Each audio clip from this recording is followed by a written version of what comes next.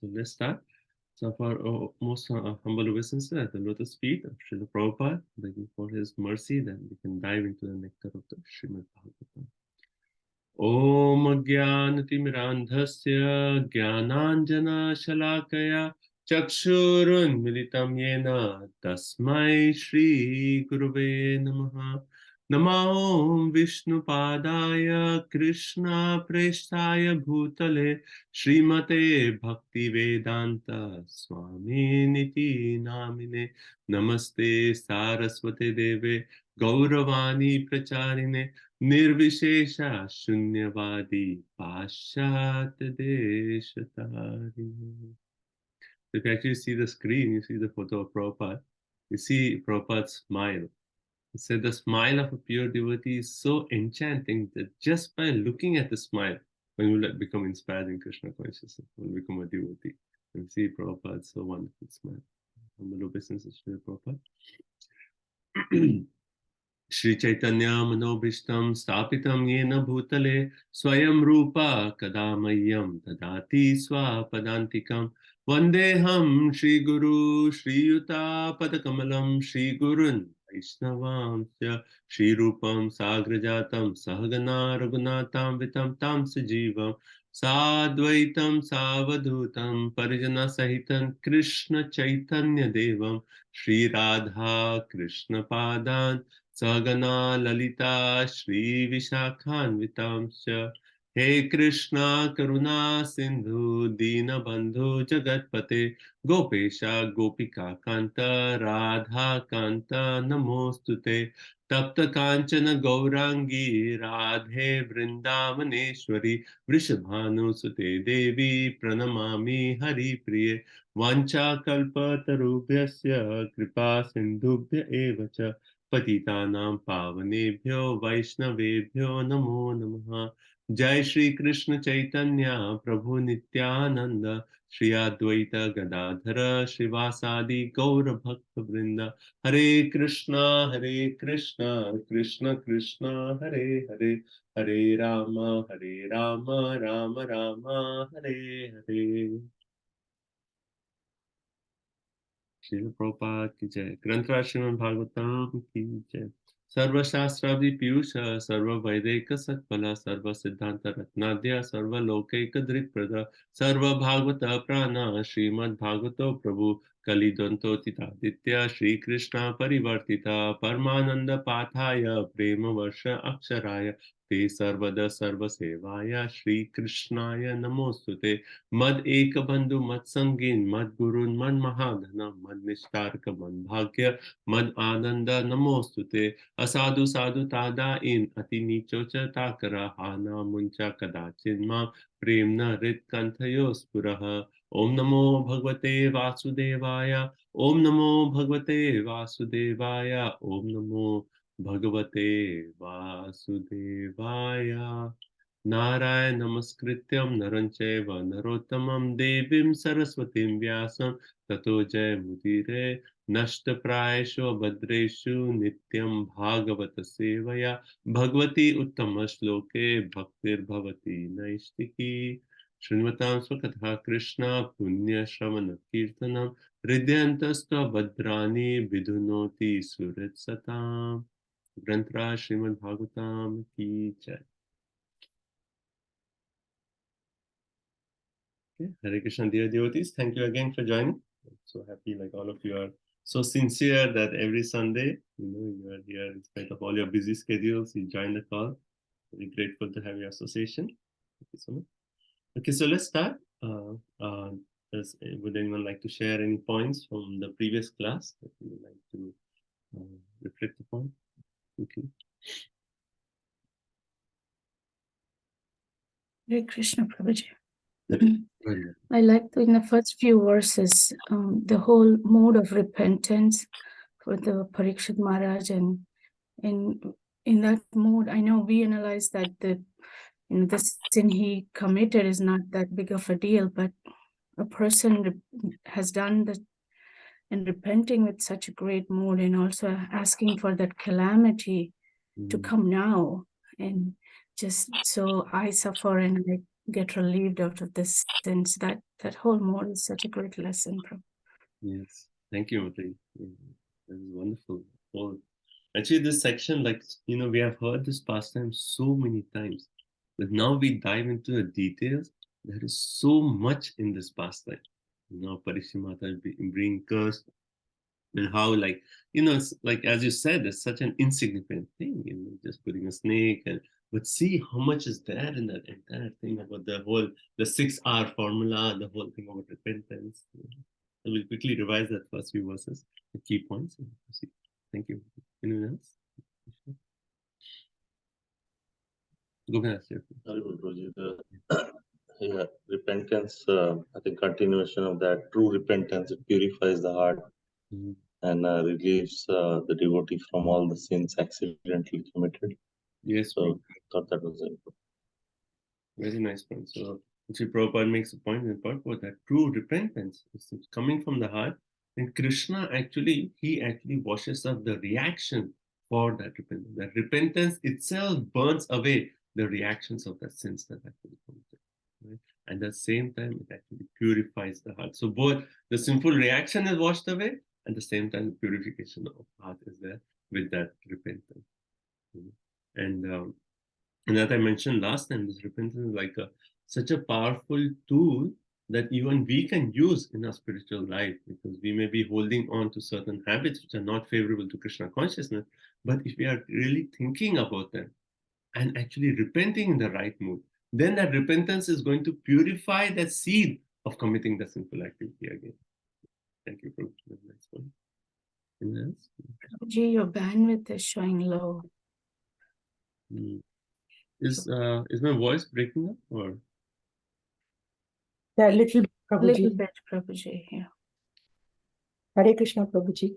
I would like to share the 3 fears that keeps us on the path of Krishna consciousness: fear of Maya, fear of offending a Vaishnava, and fear of losing association with the Vaishnava. Thank you, Mati. A devotee is not fearful of anything except for these 3 things. So, sorry, I'm just readjusting things. Thank you, Mati. Yes. Hare Krishna, Prabhuji. On the same line, I was reading chapter 19, and in verse 16, Maharaj Parikshit is praying that if I have to take birth again in this material world, I just pray that I have complete attachment to Lord Krishna, association of his devotees, and friendly relations with all living beings. We'll discuss that verse today. Very, very wonderful prayer. Thank you. Anything else? Hare Krishna.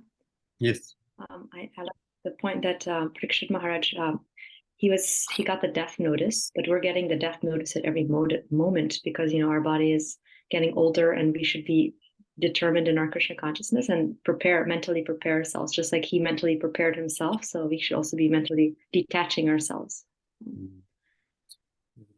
Prabhupada said, like, Parikshit Maharaj was fortunate to get the death notice, but we may not be so fortunate. And like one, as I mentioned, the point of we see those signs in our body getting old, and back pain, this pain, that pain, all those signs are there. And the other thing is that we actually see, we hear about other people having, like recently there's this whole thing about chakra, right? That we have been reading, and it's like, young at any age, So we hear about, these incidents happening in the lives of other people. So that warning is already there that it happened to them, it can happen. So it is not that it is actually, like in general, materialists, like they say, oh, why do you talk about that? It's so inauspicious. But by saying that, they are actually one way that when that comes, they're totally unprepared for it. It's just like the example of an exam that I gave. So, oh, exam is too difficult, we won't deal with it. Then when it comes, then all of a sudden it's like, what should I do? Like, I have no answers now, right? So similarly, if we talk about that, what we are discussing in the Srimad Bhagavatam, then it's preparing our consciousness to face the final exam, and how Ratnaradhika made the point that we can actually prepare for it right now. And we see that in the example of Parikshit Maharaj, how in text 3, he was actually saying, when he was expecting that calamity to come, he was actually saying, let that calamity burn away my kingdom, my position, everything. So even before he heard the curse, he was already saying that, okay, let them all go away. So he was already mentally detached from all those things even before the curse was actually pronounced to him. So the point of mental detachment. Thank you. Okay. One more last Hare one. Krishna. Yeah. Yes, Go ahead. Guruji. I just like the point, the attitude of Parikshit Maharaj, like when he got the death notice, so how he renounced everything and he took the bona fide shelter of all the sages and took the guidance from them. And the second thing also he did, like he got the curse, he came to know, but he did not went and uh, take the action and embrace the Shamik Rishi, like what happened and all. Yeah. So it's really nice attitude of him. Yeah, so we discussed this point last time that normally when a Vaishnava Aparad or when there's an offense, we go to that person and beg for forgiveness. And we discussed the reason why Parikshit actually did not go. Right? And we contrasted that with the example of Maharaj Chitraketu, where he actually went to Parvati and he actually asked for forgiveness. But in both cases, when Parikshit received the curse, Chitraketu received the curse, both of them were like totally unaffected. Right? It was just like, okay, it's cursed, it's come, thank you, let's prepare for the next stage, right? And then totally, and that's why in that section of Maharaj Chitraketu pastime, Lord Shiva, and like after Chitraketu accepted the curse and begged forgiveness from Mother Parvati, everyone there was amazed. See a Vaishnava, when he's received the curse to get the body of a demon, in spite of that curse, nothing, he's just happy. Okay, thank you. Like, normally if something bad happens, immediately there's a reaction. But Vaishnavas are so transcendental to all these that in spite of a curse, like, nothing, okay, I'm prepared for the next stage. Krishna is there, Krishna will take care. That confidence in protection of Lord Shri Krishna. Thank you. Okay, so we continue.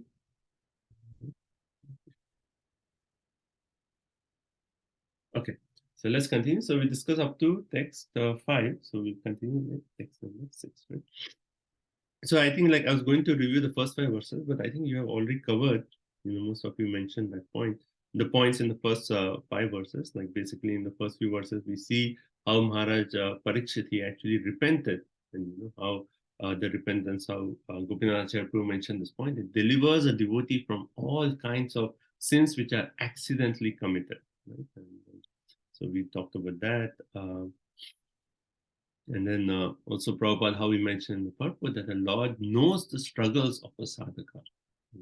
He knows what all struggles we have to go through, like what obstacles we are facing, what attachments we have. The Lord knows everything. He knows the struggle. So accidentally, if there's a mistake, God says, okay, he's trying his best. He's trying his best. So he actually, if you repent for it, then the Lord forgives it.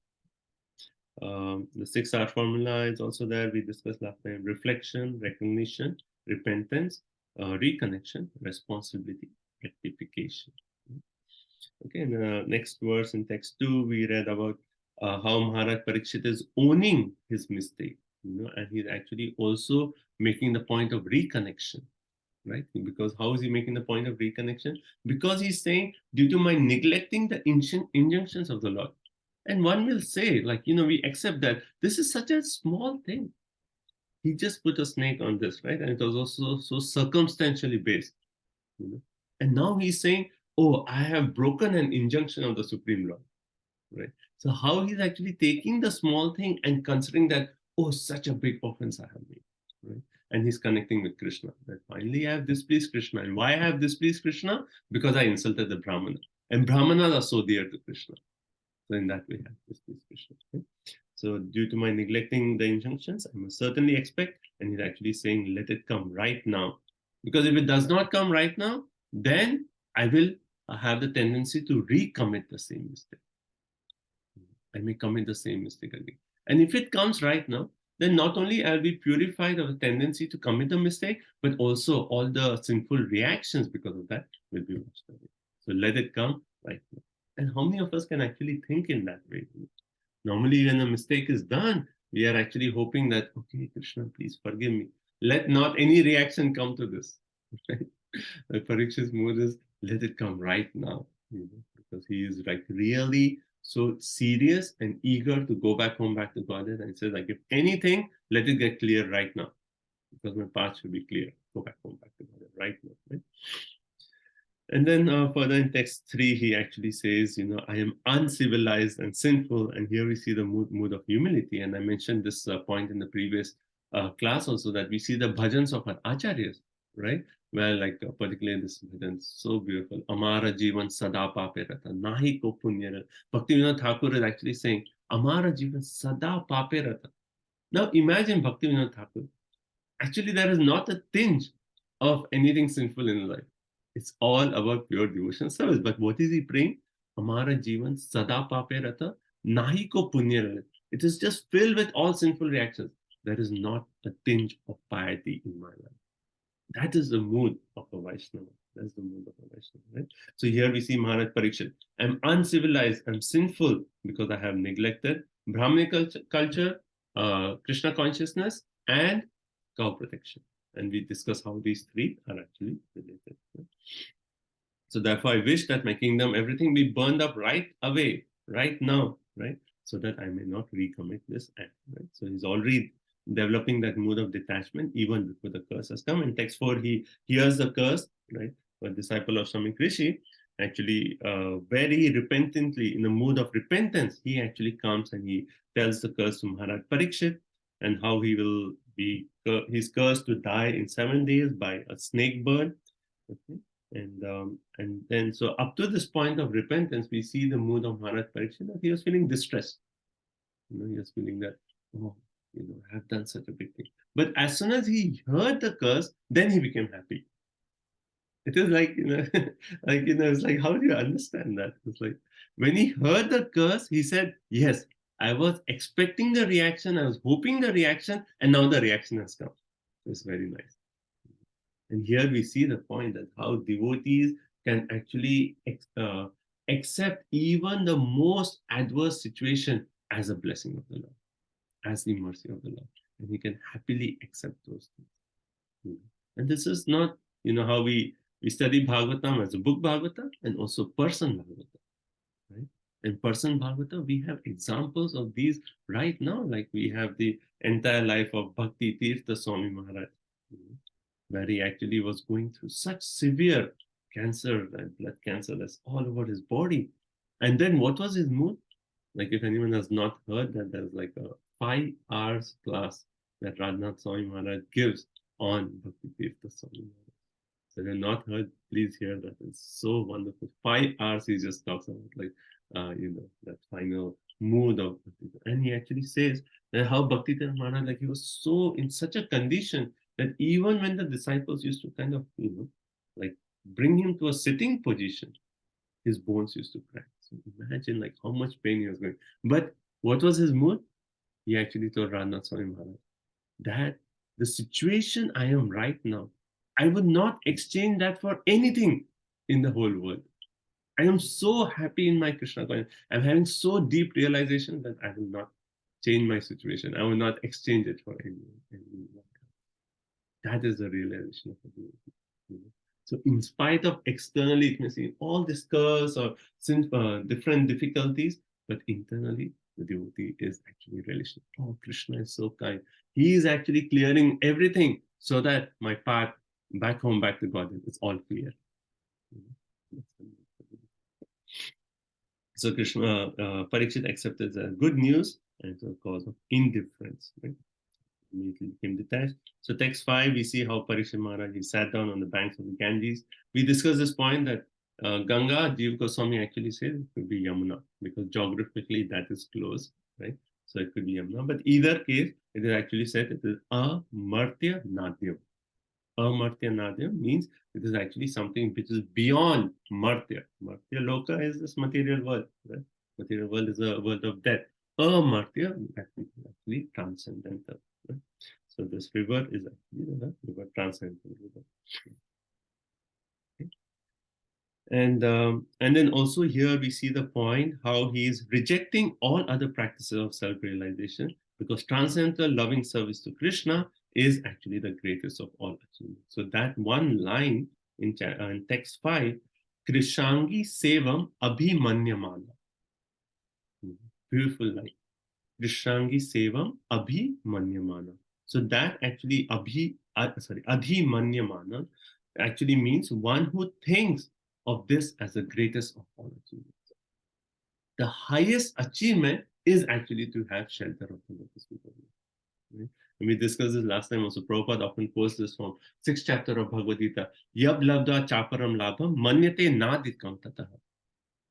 Like having obtained this, one feels there is no greater gain to be obtained. And we should have that conviction in our life. That whatever happens, Krishna consciousness is the highest gain. If I am engaged in the service of Krishna, if I am engaged in the association of devotee, then that's it. Everything else situation may come, all these calamities may come, but as long as I am engaged in Krishna consciousness, I am in the association of devotee, that is the highest gain. And it is not that at the time of death, I will think of all these. What we think of during our life, what principles we are cultivating during our life, that's what we are going to think of at the end. Okay, so now text number 6. So let's go ahead. You can do Sanskrit. And we have the list on the chat. So any other questions up to this point? It's good. Okay. So let's go ahead. Yes. Text number 6. Ya Vaila Satshri Tulasi Vimishra Krishangri Ren Vabyadikam Bunetri Punati Lokan Ubayatra Sheshan Kastam Naseveta Marishyamanaha. The river Ganges, by which the king sat to fast, carries the most auspicious water, which is mixed with the dust of lotus feet of the Lord and tulsi leaves. Therefore, that water sanctifies the 3 worlds inside and outside, and even sanctifies Lord Shiva and other demigods. Consequently, everyone who is destined to die must take shelter of this river. So the word here is actually, it says Marishyamanaha. Marishyamanaha means one who is actually destined to die. One who is to die at any moment. Word to word. So here it is actually saying that one who is actually destined to die at any moment, he should take shelter of this river. Right? Consequently, everyone who's destined must take shelter of this river. Why? Because this river, either we consider Ganga or Yamuna, either of them, he actually says, this carries the most auspicious water. And why is it so auspicious? Because it is mixed with Tulasi Vimishra. Tulasi means tulsi leaf. Vimishra means mixed. And then Krishna Angari Renu. Renu means what? Dust. Krishna Angari means the lotus. The dust of the lotus feet of Krishna mixed with tulsi leaves is actually there in this water of the Ganges or Yamuna. And that makes this water so auspicious that here it is said that it sanctifies the 3 worlds inside and outside, and even sanctifies Lord Shiva and other demigods. There was a reference to this in the previous chapter. Remember? Who remembers a reference to this in the previous chapter? In that chapter, when Suta Goswami was actually glorifying the Supreme Personality of Godhead, he said the Lord is so great that the water that has washed the lotus feet of Lord is taken by Brahma and given to Shiva as an object of worship. Right? So we see that point here. Therefore, the water sanctifies 3 worlds and even sanctifies Lord Shiva. Right? Consequently, everyone who is destined to die must take shelter. So, like we are so fortunate, that many of you have been to Vrindavan, or or a place where Ganges flows, where we can actually come, take bath in the Ganges, or even touch this most auspicious water. So fortunate. So one thing is, when we are actually so fortunate that we come in contact with this river, we can actually meditate on this point, that this river is actually directly carrying the dust particles from the lotus feet of Krishna, which is actually always smeared. Prabhupada says, besmeared with tulsi leaves. Krishna's lotus feet is always decorated with the beautiful tulsi leaves. So the mix of the dust of the lotus feet, that is Ganges water. So next time we come in contact, like sometimes people go to the dham and they come back and they bring some holy river, drops of holy river, then we can say, oh, this is, and we cultivate that internal mood of connection with Krishna. This is Krishna's lotus feet. Dust of Krishna's lotus feet is right here, right? So that internal mood. So we are fortunate, and next time we can actually increase that fortune by actually cultivating the internal mood of the significance of these two rivers. Right? So Prabhupada in the purport also makes the point that that how Yamuna and Ganga and Yamuna, one way they are the same, but when Ganga 100 times more sanctified, then it becomes Yamuna. So if you see in Lord Chaitanya Mahaprabhu's pastimes, then when Lord Chaitanya Mahaprabhu, the first time when he wanted to go to Vrindavan, right, he went with Nityananda Prabhu, Mukunda, right? They all, like four of them, four devotees, they went together, and Chandrasekhar, these four, right? So they were going together, and then Nityananda Prabhu wanted to trick Lord Chaitanya Mahaprabhu and send him back to Shantipur, where Advaita Acharya is, right? So when they were going, and then Nityananda Prabhu tricked Lord Chaitanya Mahaprabhu, and he told some boys who were playing that when the sannyasi comes and asks, which is the way to Yamuna, point the way to the Ganges. And then, so Lord Chaitanya Mahaprabhu came and he asked, where is Ganga? Where's Yamuna? And then they said, this way. And then actually he was taking him back to Shantipur. And then as soon as Lord Chaitanya Mahaprabhu saw, that, oh, here is Yamuna, he immediately jumped into the water. Right? Immediately jumped into the water. And later on, he see Advaita Acharya coming, and then Advaita Acharya came and he said, Advaita Acharya, how come you are in Vrindavan? And then he says that, no, this is actually, and then he makes a point. Actually, Ganga and Yamuna both are the same. They actually meet at Prayag. And then when you see the western side is actually Ganga, and then the eastern side is Yamuna. So both are the same because they actually meet together. And then later on, we read that how when Lord Chaitanya Mahaprabhu he actually goes to Vrindavan later on, then actually, at that point itself, it comes at that point that when he actually sees Yamuna, he prays to Yamuna in this beautiful prayer. I'll just recite this. Chidanda Bhanu Sadananda Suno Para Prema Patri Dravad Brahma Gatri Aghananam Lavitri Jagat Shema Datri Pavitri Kriya Navapur Mitra Putri. So as soon as Lord Chaitanya Mahaprabhu sees Yamuna, he composes this verse. And it actually says, O river Yamuna, you are the blissful spiritual water that gives love to the son of Nanda Maharaj. You are the same as the water of the spiritual world, for you can vanquish all our offenses and sinful reactions incurred in the life. You are the creator of all auspicious things for the world. O daughter of the sun god, kindly purify us by your pious activities. So this is a verse that Lord Chaitanya Mahaprabhu, as soon as he saw Yamuna, he actually recited this verse. Okay. Okay, so here basically it says that everyone who is actually destined to die must take shelter of this river, which is so auspicious. It has the dust of lotus feet of Krishna mixed with the tulsi leaves. So next verse, text number 7. Iti vyavachidya sabandaveya prayo pashe pavesham prati vishnupadyam dado mukundam grimananya bhavo muni vrato mukta samasta sangaha. Thus the king, the worldly descendant of the Pandavas, decided once and for all and sat on the Ganges bank to fast until death and give himself up to the lotus feet of Lord Krishna, who alone is able to award liberation. So, freeing himself from all kinds of associations and attachments, he accepted the vows of a sage. Iti means thus, right? So up to this point, he's actually, the story has come to the point that he actually decided to go he decided to take shelter of river Yamuna. Ganga.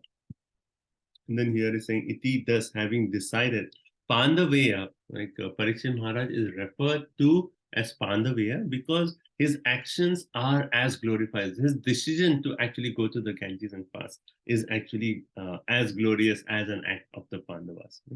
Then Praya Upeshan, for fasting until death. And then Ganga is actually described as Vishnu Padyam, right? Is emanating from the lotus feet of Vishnu. So if you see Ganga, we know the story of how Vamana, when he expanded his foot, it created a crack in the ears, and then from that, it actually washes the feet of Lord Vamana, and then that way enters into the universe. So that is, and Yamuna, actually it is said, Yamuna, like Krishna has so many pastimes in the Yamuna. Right? And also, Prabhupada in the purport makes a point that when Vasudeva was carrying Krishna across Yamuna, after when he was imprisoned in Kamsa's jail from Mathura, when he was taking him to Gokul, at that time Krishna actually fell into Yamuna. And Prabhupada explained that point. And actually it is because Yamuna is such an elevated devotee, Krishna actually wanted her association, give her a blessing. So that's what the Prabhupada talked about. And then here is saying that he decided once for all, sat on the banks of Ganges, fast until death, give himself up to the lotus feet of Krishna, who alone is able to award liberation. So one name of Krishna is Mukunda.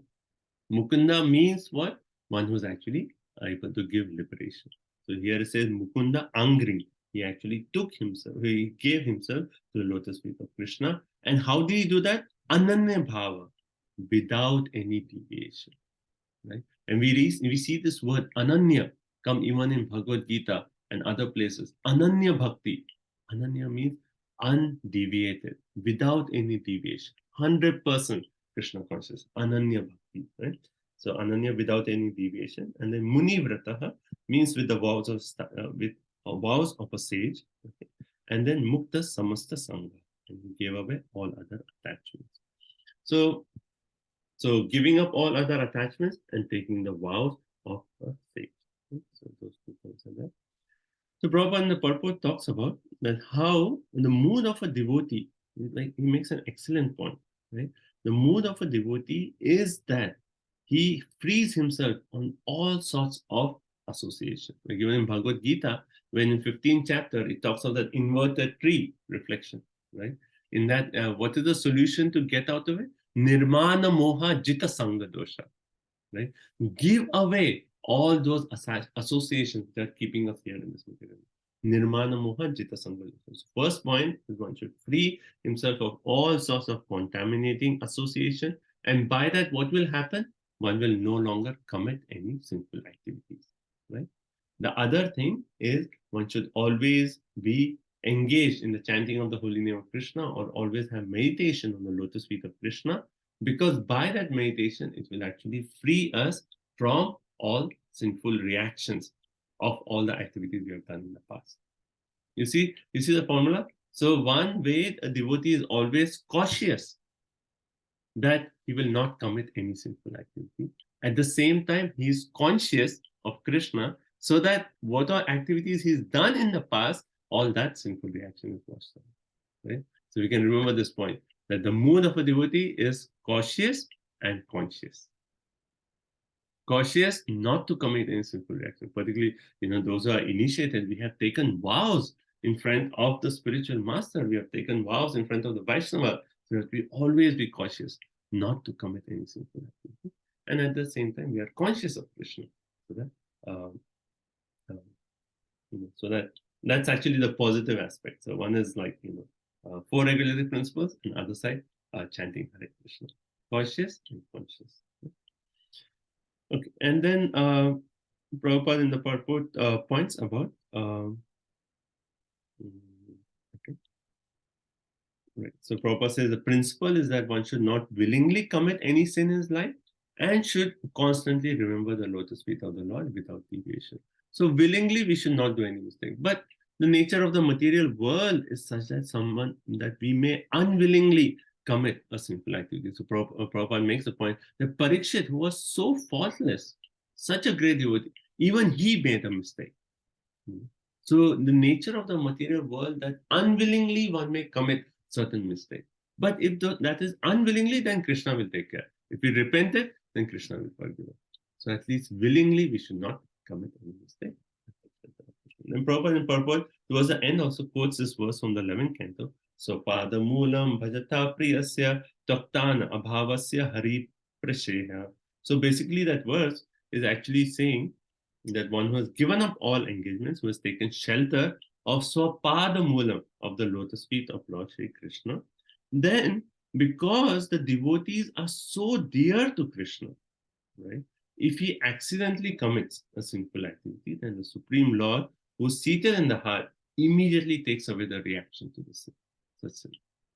That's that verse 9542. Right? And then in that verse, our acharyas make the point that, if a devotee is breaking a principle of Shastra, why should the Lord actually forgive? Because the Shastra itself is actually the instruction of Krishna. Right? So why should the Lord forgive?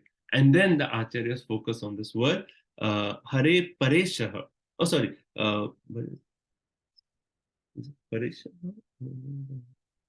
Priyasya. Yeah, the acharya focus on this word Priyasya, and he makes a point that because the devotees are so dear to the Lord, that even if he is breaking something, principle of the Shastra, because the devotee is so dear to Krishna, Krishna said, okay, I myself will forgive all the sinful reaction for that unwillingly committed mistake. Right? So this is one way, our formula for success. Right? So willingly we don't commit any mistake. Unwillingly, if the mistake is there, then we go through a 6-hour process, and then that way repent, and then Krishna will take care of it. Right? At the same time, we are always conscious of the Lord's Spirit of Krishna. This guarantees us going back home. So Parikshit Maharaj, he detached himself, and at the same time he did the positive. Okay. So text number 8.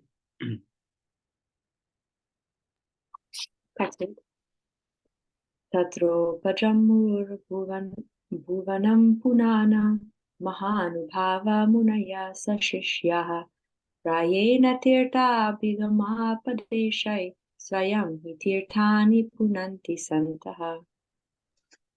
At that time, all the great minds and thinkers, accompanied by their disciples and sages, who could verily sanctify a place of pilgrimage, just by their presence, arrived there on the plea of making a pilgrim's journey. So at that time, like Bhagavatam is so good that when we are going through these verses, then we can try to visualize Bhagavatam. We can think in our mind, let's see Parikshit, such a glorious king, so powerful. You can think about the king, like with all opulences and weapons, so powerful.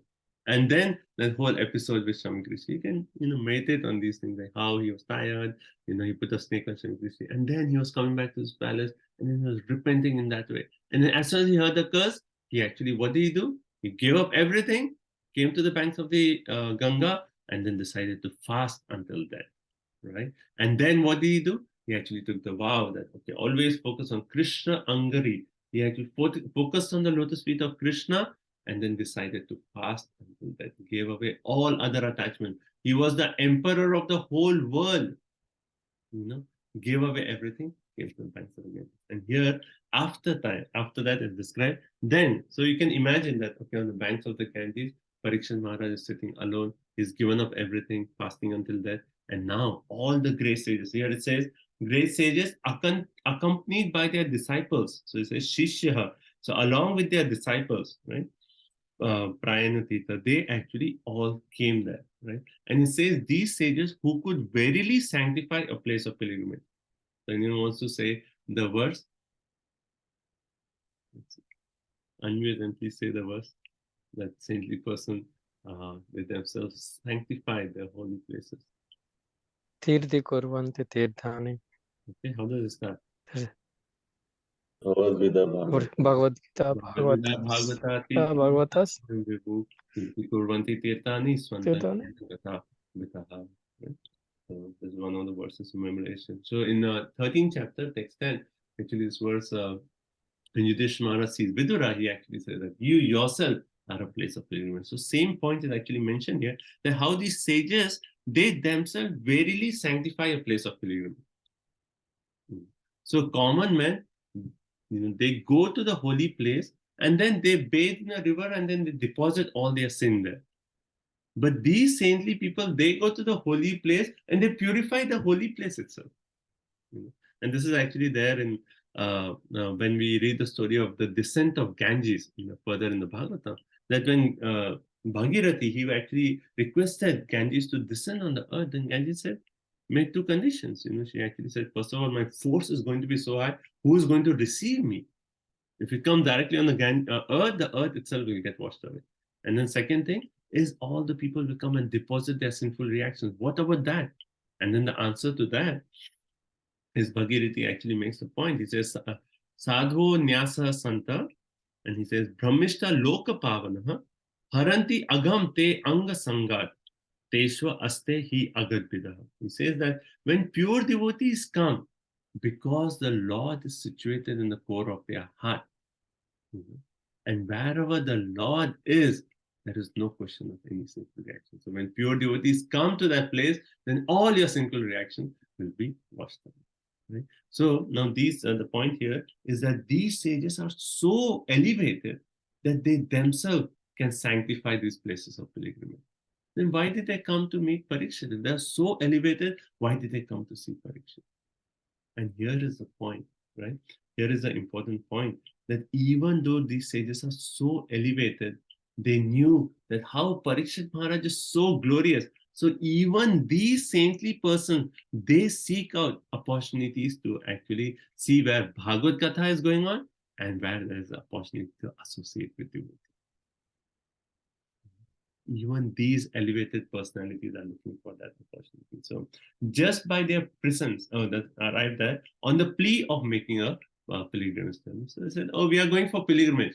But actually they themselves are places of pilgrimage. But they wanted to see Maharaj Parikshit, such a glorious king, how he is going to finally go back home, back to Godhead. And the other point is they actually heard, right? So Prabhupada makes a point. The news spread in all directions of the universe. And what was the news?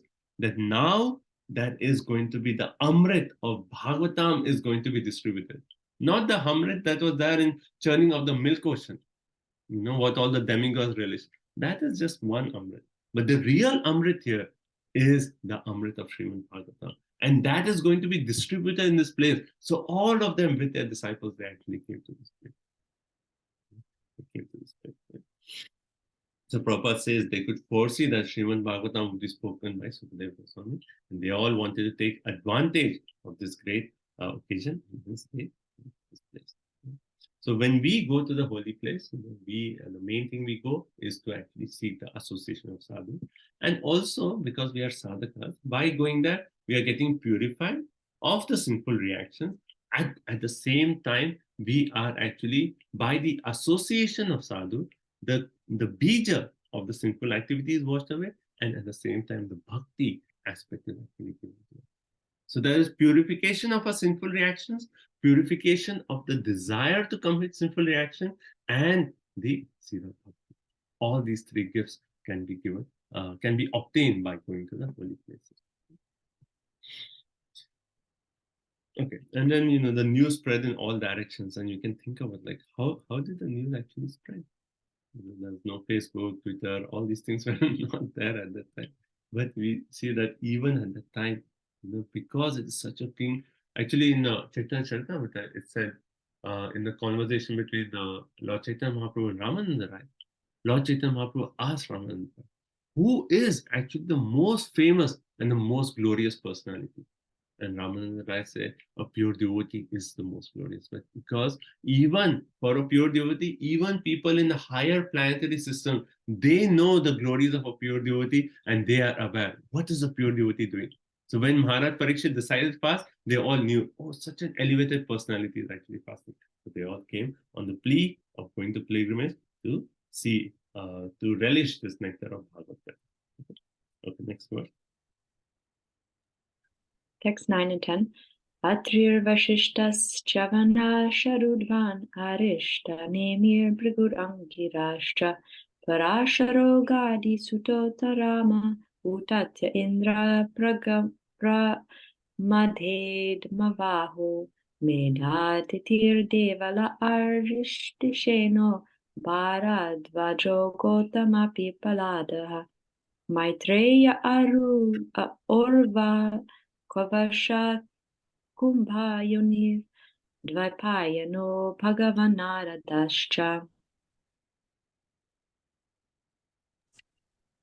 Hare Krishna. It's me, right, Prabhu, or Gopinath Yes. Acharya, Prabhu? Well, Okay, yeah. From different parts of the universe, there arrived great sages like Atri, Chavanas, Saradvan, Aristanemi, Phrugu, Vasista, Parasara, Vishwamitra, Angira, Parashurama, Utatya, Indra Pramada, Idmavahu, Medatithi, Devala, Aristisena, Bharadwaja, Gautama, Pippilada, Maitreya, Arva, Kavasa, Kumbhayoni, Dvaipayana, and the great personality Narada. Hare Krishna. so in the purport, Prabhupada actually lists, talks about each one of these personalities. So I'm not going to discuss this. The main thing here is, and we'll discuss that also, you can see how elevated personalities are here. We read about Dwapayana Vyas, right? Vyasadeva himself is here. Narada, Bhagwan Narada. So Bhagwan word is actually also used to such elevated personalities like Narada Muni. So Narada Muni was there. Maitreya Rishi was there. Later on we'll read in the third canto how there is Maitreya Rishi gives the instructions to Vidura. Right? He becomes a spiritual master for Vidura. So that conversation. So imagine later on in Bhagavata, Sukadev Goswami is going to narrate the conversation between Maitreya Rishi and Vidura while Maitreya Rishi is sitting right there. So all these elevated personalities, they come. So I'm not going to go into details. Next verse, next level. Anye cha devarshi brahmarshi varya Rajarshi varya arunadaischa nanarshaya pravarana sametan abhyarcha raja shirasha vavande. Hare Krishna. There were also many other saintly demigods, kings, and special royal orders called Arunadayas, a special rank of Rajarshis from different dynasties of sages. When they all assembled together to meet the Emperor Parikshit, he received them properly and bowed his head to the ground. So it says further, they were like Deva Rishi, right? The Rishi among the demigods. Brahma Rishi, right? The saintly Brahmana. Rajarsha Varya, the topmost saintly king. So not only like all these sages, but it also says the topmost saintly kings, and particularly it refers to one kind, a special rank of Rajarsi, Arunadayas. Right? So they all came. So all this, up to this point, is a description of all those personalities. So if you see in the Bhagavatam, you have seen that photo, right, of Maharaj Parikshit and Sukadeva Goswami. And we see, like in that photo, you see Vyasadeva, Narad Muni, and all these saintly persons have arrived. And then, what is Maharaj Parikshit? So that is the important aspect. When they all assembled together to meet Maharaj Parikshit, he received them properly and bowed his head to the ground. Right? Particularly the last two Sanskrit words, he says, three actually, we can say. Abhyarcha, he worshipped them, and then Shirasa Vadane, right? Shirasa Vande, sorry, Vande. So Shirasa Vande means he bowed his head to the ground, and in that way he welcomed. So Prabhupada in the purport actually talks about this mood of Maharaj Parikshit, right? And he actually says how Maharaj Parikshit is actually welcoming all these different sages. And Prabhupada says the system of bowing the head to the ground to show respect to superior is an excellent etiquette which obliges the honored guest deep into the heart. That this system of bowing down, putting our head in front of someone, like, really offering that obeisance, is such a, Prabhupada says, excellent etiquette. And when that is offered to someone, the other person feels like obliged, right? And Prabhupada says that etiquette is so good that even if someone has committed a mistake and he sees that with full heart that one is offering obeisance, then immediately he'll forgive all the mistakes. The power, the etiquette of offering art. And Prabhupada actually created a system that we come to the temple. The first thing, We bow down, we offer obeisances to all the Vaishnavas who are there, right? Then we go to the spiritual master, we go to Prabhupada, in front of Prabhupada, we do Dhanmat Pranam, right? Then we go to Radha Gopinda. So that etiquette, and it's not just the physical aspect, of us bowing down. It is actually using our mind, with our mind and with our heart, we are actually offering a deep gratitude to these personalities. They're really seeking their shelter. That's the way of offering obeisances, right? And when that is offered, then anyone, which obliges the honored guest deep into that. So his mood is, the mood of Maharaj Parikshit is very humble etiquette in order to be excused from any offenses. Right? The Prabhupada says, generally at the last stage of one's life, this humble mood method is adopted by every sensible man. Why? Because he wants to implore everyone's goodwill. So imagine we are at the final exam. Right?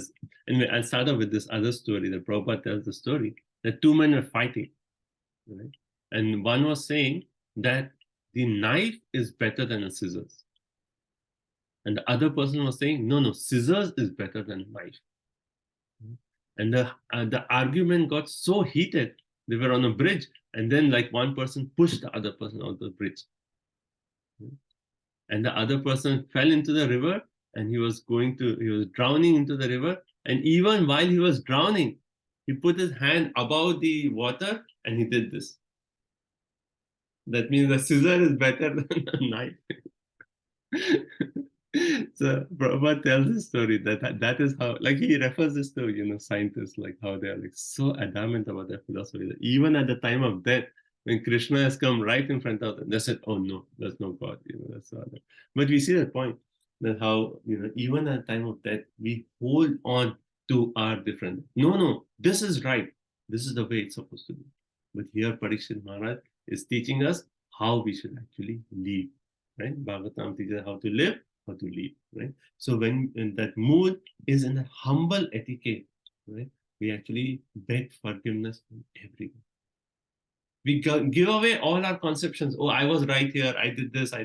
Everything. This is our final exam. At this point, we actually just take the humble mood and we want everyone's goodwill. And we see this in the life of Srila Prabhupada, how he set a perfect example. When Srila Prabhupada, you can read about the final journey of Srila Prabhupada when he was in Vrindavan. In the final days, he actually, invited all his god brothers. And to his god brothers, Prabhupada was actually begging forgiveness. Oh, please forgive me. And Prabhupada, what he has done, among all the disciples of Srila Bhakti Saraswati Thakur, he is the one who actually fulfilled the mission of his spiritual master by going around the world and establishing Krishna consciousness everywhere. That's Srila Prabhupada. And what is his mood as final exam? He's actually begging forgiveness. You can read those, even those conversations are recorded. And he's actually begging. Like Prabhupada didn't have to beg forgiveness from him. But he actually, Prabhupada makes the point that in terms of preaching, in establishing this worldwide movement, I had to say certain things because that was required for the movement. But now, now is the final time, so I beg forgiveness. So you can read this conversation. Very, very instructive to see Srila Prabhupada's mood, how he has that utter mood of humility. At the same time, we see that Prabhupada has not left his concern about the Krishna consciousness movement. Even at that time, he's talking to his god brothers, begging forgiveness, but he's also focusing what is required for the future of the Krishna consciousness movement. He talks about those things also. So you see Prabhupada's excellent example there. But this mood, we see that humble, at the last stage, just like everyone who comes, we are grateful for their association, beg forgiveness, because of our previous conditioning or circumstantially, we might have committed offenses, but everyone, please forgive me. This is the final thing. Please, we want to implore everyone's goodwill. Important lesson for our final exam, right? Okay, let's go further. Okay, I'll just make another point about the offering of obeisances. That we see even, like Prabhupada established that every day morning, before, depends on different temples when they do it, but the part of the morning program is to actually offer obeisances to all the Vaishnavas. We actually say Vancha kalpatarubhyasya kripa sindhubheva patitanam pavanebhyo vaishnavebhyo. We touch our head upon the ground and we offer obeisances to Allah. And Raghunath Das Goswami, you know his sadhana? Like our sadhana, okay, 16 rounds, maybe some Bhagavatam reading, this and that. Raghunath Das Goswami, his sadhana was 64 rounds every day. 1,000 obeisances to Krishna. 2,000 obeisances to the Vaishnava. Every day. That is his sadhana. 64 rounds, 1,000 obeisances to Krishna, 2,000 obeisances. And that's why, in a home, it's so good that we have the altar. I've seen many devotees have the altar and just like the door where you're just exiting. You enter, first thing you see the altar. And it's so nice because you come into a house, touch your head to the ground. You go out, touch your head, you go out. So that system of like offering obeisance is such an excellent system. Prabhupada says is excellent etiquette by which we can actually oblige any person. Okay. Text 12. Sukopavishte shata teshu bhuyah krita pranama svachakirshitam yat vigyapat payam asa vivikta cheta upastito gre brigrihita panihi. Who's next? Pratnama. Sorry, Pratnama. Yeah. After all the rishis and others had seated themselves comfortably, the king, humbly standing before them with folded hands, told them to his decision to fast until death. So now, and you can visualize, okay, all the sages with their disciples, so thousands of all sages and disciples have arrived there, right? And then what is Maharaj Parikshit? In a humble mood, that he is offering them obeisances. And then again here he says, Sukha upavishto. After they all happily sat down, right? Thereupon, athaha, then what did he do? Krita pranamaha. He actually offered obeisances with his hand now. Krita pranamaha. He offered obeisances. And in that mood, he actually submitted. Like Vikyapayam asa. He submitted that, I am here. I have made the decision to fast until death. Right? So he already had made the decision. But now he's humbly expressing that decision to actually get the opinion of all the great sages. He wanted all of them to approve of his action. So Prabhupada in the purport makes this excellent point. He says, any decision, however important, should be confirmed by some. Any decision, however important, should be confirmed by some. And that makes the matter perfect. And Prabhupada's purpose are so excellent, right? So much to learn. So any decision, like, even practically, there's such a practical point. Any decision in our life, in our Krishna consciousness, we have to make so many decisions. Or should I live here? Should I go there? Every day we make decisions, right? And at least all our important decisions, Prabhupada says, however important, any decision, we should actually confirm by the Guru. Right?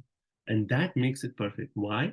Because when we actually go in that humble mood to a Vaishnava and ask them that this is why I'm thinking in this way, please confirm if this is good.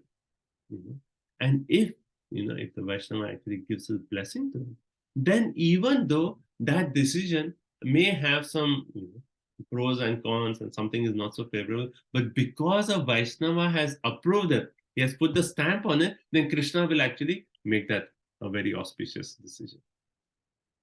You see the point? Like on our own, if we make a wrong decision, then we may be responsible for certain, reactions to that.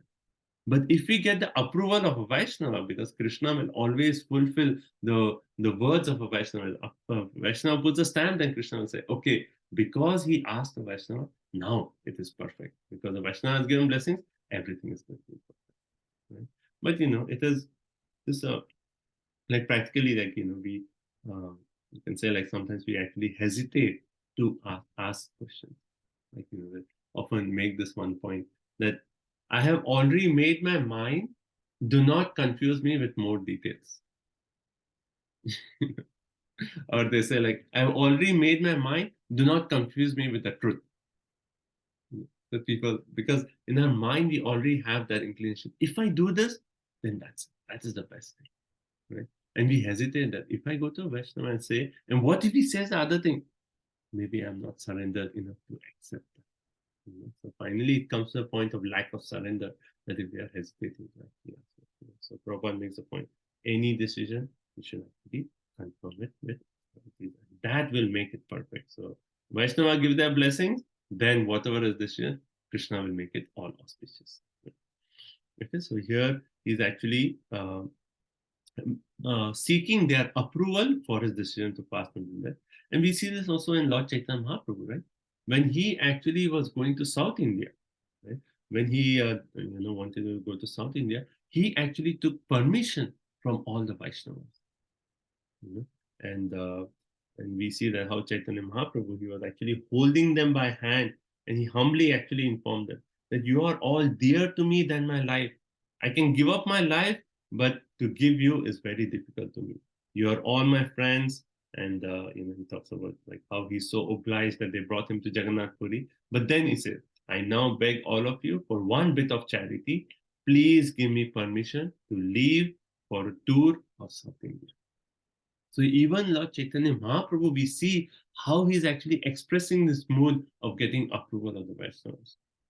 And then when he goes to Vrindavan, again we see how Lord Chaitanya Mahaprabhu, he comes to Sarvabhauma Bhattacharya, Ramana Rai, he asks, please give me permission to go to Vrindavan.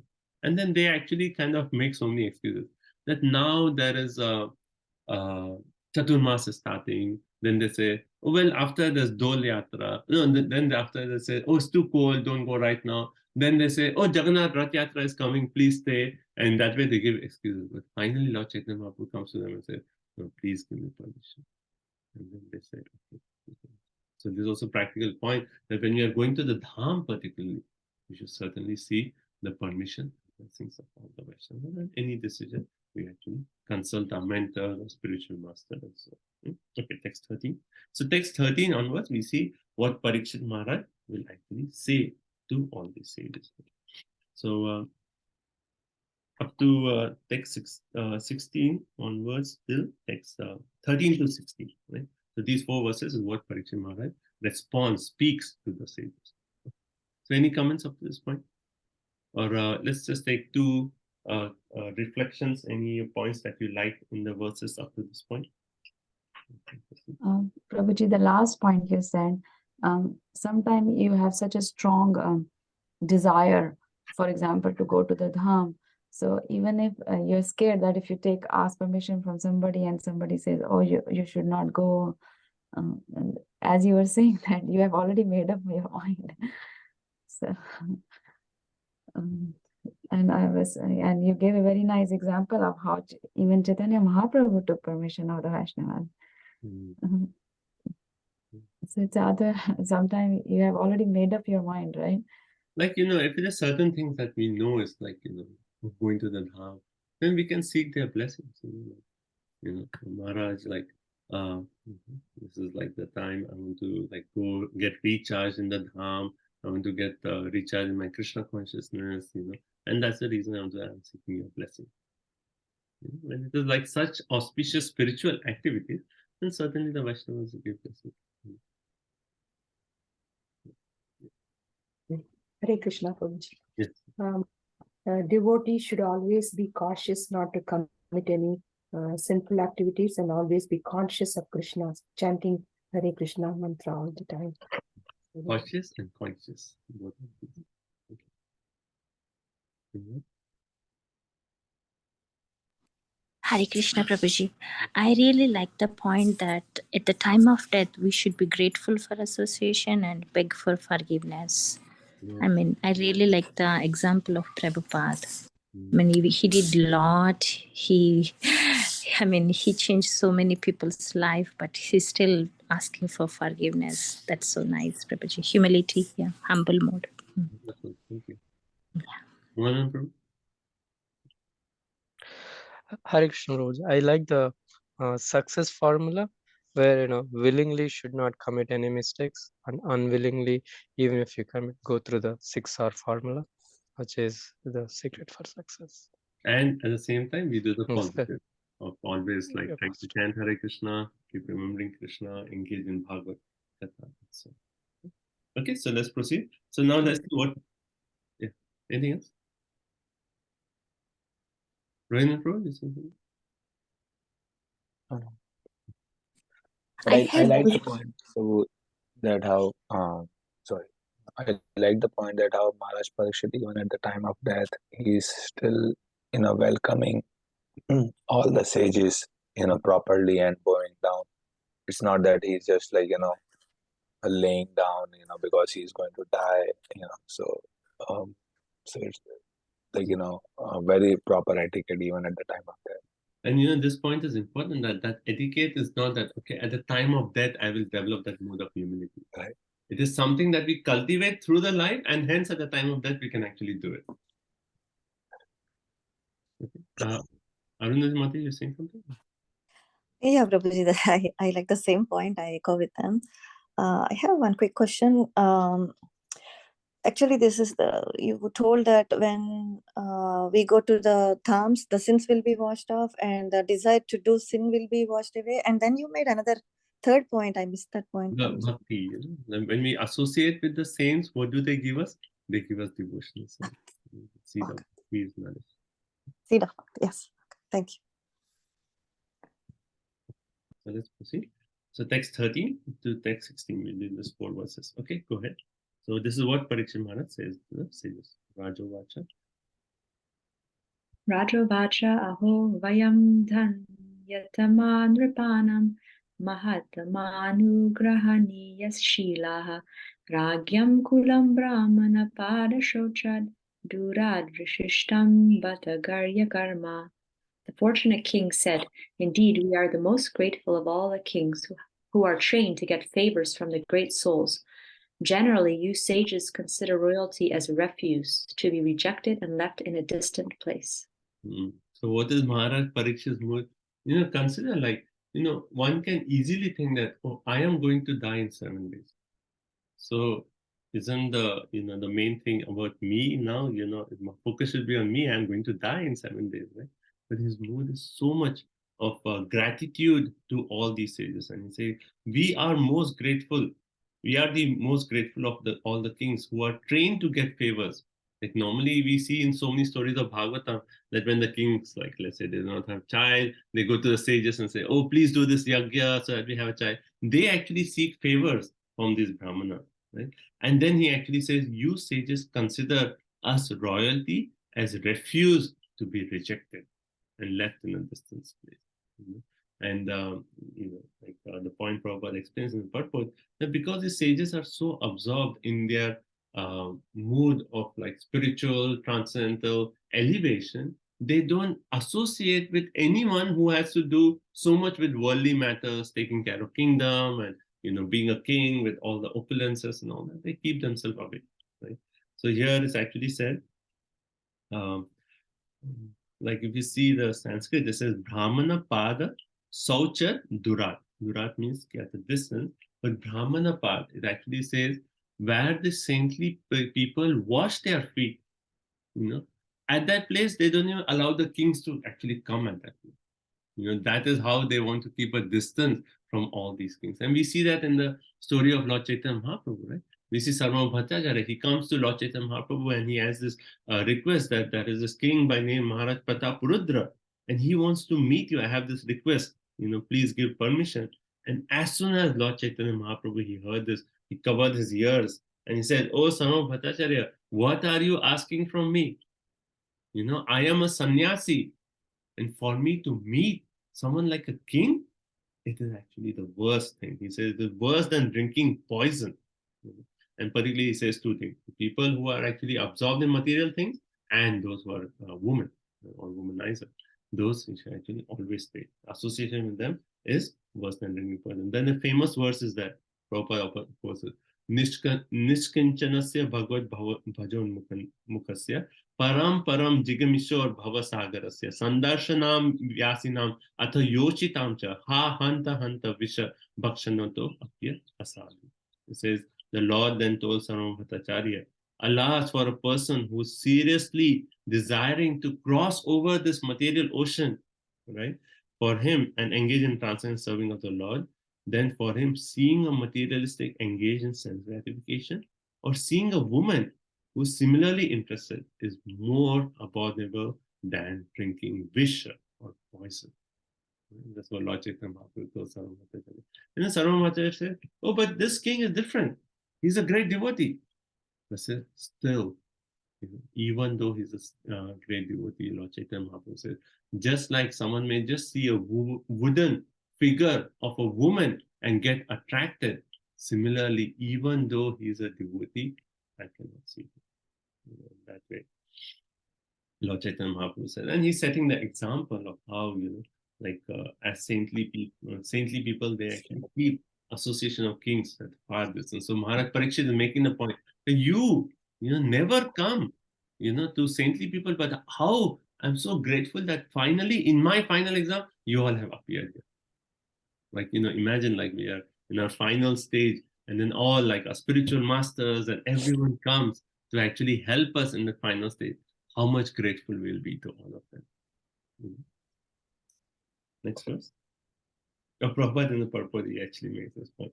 He says, attached bathrooms may be very convenient, but they are actually said to be outside. They are supposed to be outside residential quarters. Now in our house structure, normally it's next to the kitchen they have bathroom, which is actually so worse. Next to puja room they have bathroom, which is really horrible standard. Previously, even a few hundred years before, so restroom means always outside. House is a temple.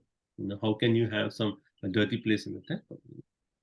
Right? So Prabhupada makes the point that attached bathroom is a matter of convenience, but actually that's not the standard. And he's actually making this point that royalty has refused to be rejected, to be kept at the far distance. And we read about Lord Chaitanya Mahaprabhu's pastimes also, right? That how when as naughty Nimai, right? So what he used to do, that when in the morning, right, he used to go and he used to lock, put the lock from outside for all the doors. And because all the people, they had the restrooms outside and the door is locked from outside, they all used to get stuck up. You have to use the restroom, but the restrooms are outside the house. But Nimai has come and lashed the door from outside, and that way we had all these naughty pastimes of Nimai. Right? So, but the point there also we see restrooms outside the house. That is the standard. And now it's all different. And in Kali, deep Kali. Okay, and then another point very important in this purport. Prabhupada says towards the end of the purport, he makes this point. He therefore felt grateful for the stages for being present there at the last stage, and he felt it was all due to the greatness of his forefather. So Maharaj Parikshit is thinking that not that I am a great king and all these sages have come to me. He's saying because my forefathers, the Pandavas, are so glorious, and hence they have actually come because I am there. I am their grandson of the great Pandavas, and hence they have actually come to give me their blessing. And Prabhupada says that is the aspect of pride, and at the same time, that is the aspect of humility. Right? So normally this pride and humility, they are actually opposite things. We never have pride and humility together, but here Prabhupada talks of a different kind of pride, that even we can actually be proud about our spiritual teacher and a spiritual lineage. That we have such glorious acharyas, and somehow by some great fortune, we are connected to them. So when we receive the mercy of the Lord coming in the form of association of devotees, we can always think, it's only the mercy of my Guru Maharaj that he is actually giving me so and so. The mercy of my devotees I'm getting. Maharaj Parikshit is proud of his lineage, that my Pandavas were so great devotees, and hence because I'm in their lineage, all these sages have actually come. So Prabhupada says in the last line, he felt proud that he happened to be a descendant of such great devotees. So we can have that pride that yes, we are in the lineage coming from Srila Rupa Goswami.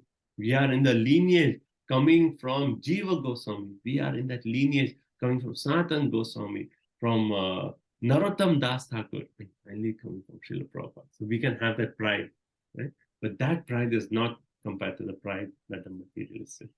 Right? Such pride for devotees of the Lord is certainly not equal to the pride of the materialists. So one way we have that pride, but that pride is the glory of our lineage. And hence, when we receive a favor, we actually put that credit to all these, the Guru Vaishnavas. Okay, next 14. Tasyaiva meghasya paravaresha vyasakta chittasya griheshva bhikshnam nirvedamulo dvijashapa rupo yatra prasakto bhayam ashudate. The Supreme Personality of Godhead, the controller of both the transcendental and mundane worlds, has graciously overtaken me in the form of a Brahmana's curse. Due to my being too much attached to family life, the Lord, in order to save me, has appeared before me in such a way that only out of fear I will detach myself from the world. Hare Krishna. So we see the mood of Maharaj Parikshit. First of all, he says, Para Avara. So that Supreme Lord, he is the controller of both transcendental and mundane worlds. And why is he making the point? Why is he saying this? Anyone wants to unmute and say, why is he saying the Lord who is the controller of both the transcendental and mundane worlds? If you read the rest of the sentence, has graciously overtaken me in the form of the Brahman's curse. That everything is the mercy of the Lord, even this curse. Yeah, so the point is that in that entire episode where, she got received from Shamik Rishi, he's not even considering that, oh, Shamik Rishi is the cause. Not Shringi is the cause. He's considering who? Krishna is the cause of all causes, right? He is the controller of both the mundane world and the transcendental world. It is Krishna. Right, and that we discussed this lesson before, that the mood of a devotee, he does not focus so much on the instrumental cause. He focuses on Krishna's, like Krishna as being the cause of all cause. And in that way, Parikshit Maharaj could, he's not considering instrumental cause. He's saying ultimate cause of everything is Krishna. He is the controller of both mundane and transcendental world, and hence he has actually come in the form of this. Why? Because I am so attached to family life. And the only way I can actually get detached from family life is when Krishna has appeared in this form of a curse, so that out of fear, I will detach myself.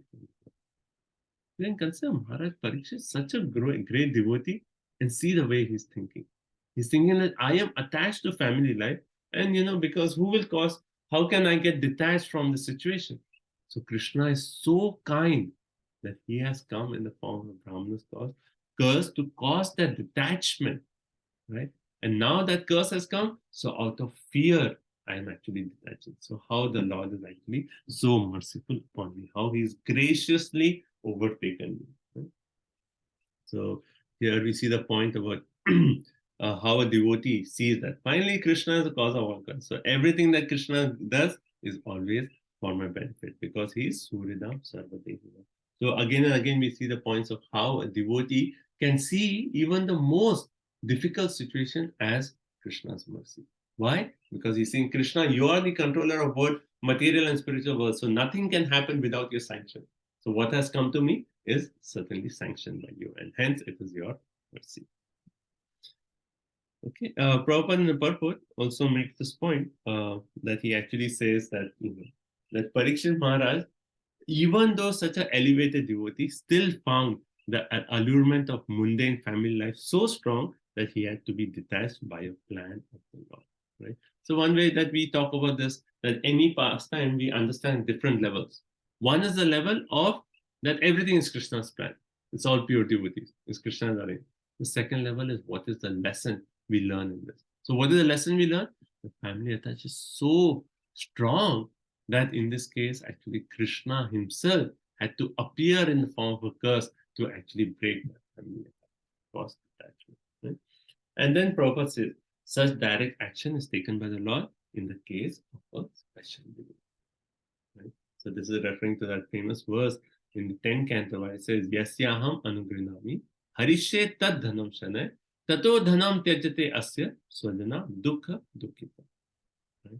So in the verse, Krishna himself is saying that if I especially favor someone, I gradually take away his wealth, then his relatives and friends for such a poverty-stricken person, they abandon him, and in this way, he suffers distress one after another.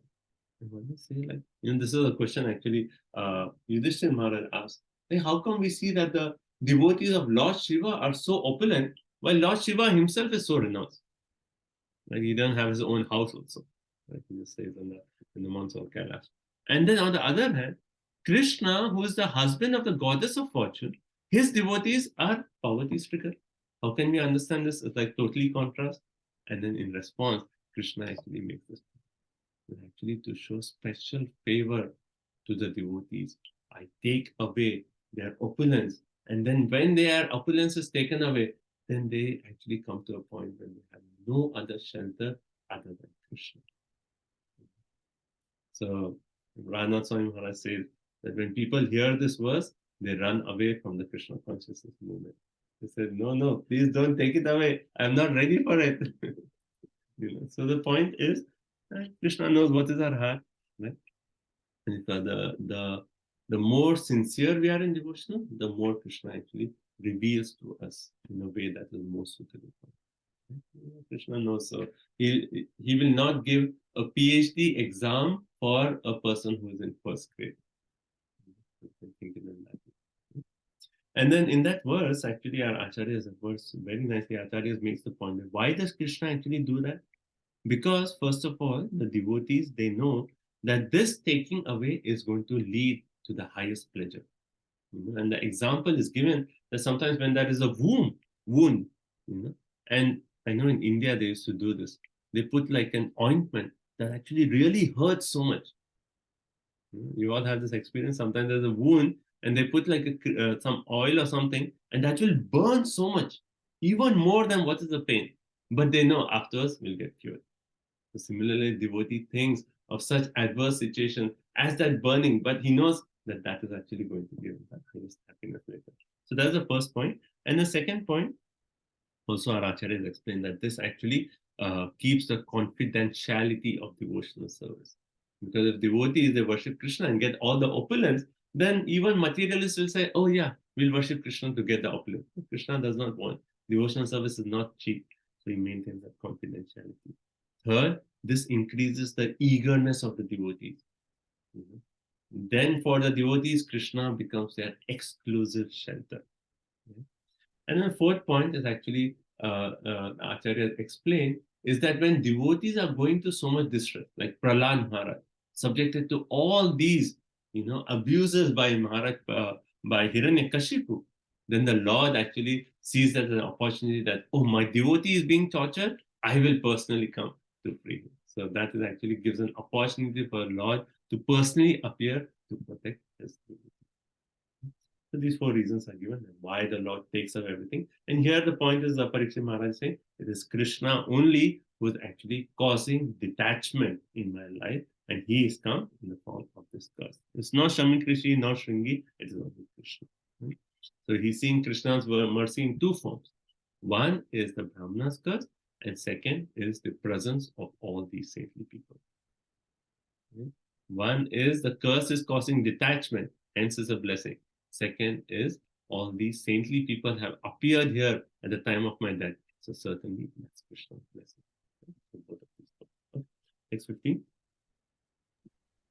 So the four reasons that Krishna takes everything away is so we can depend on him fully.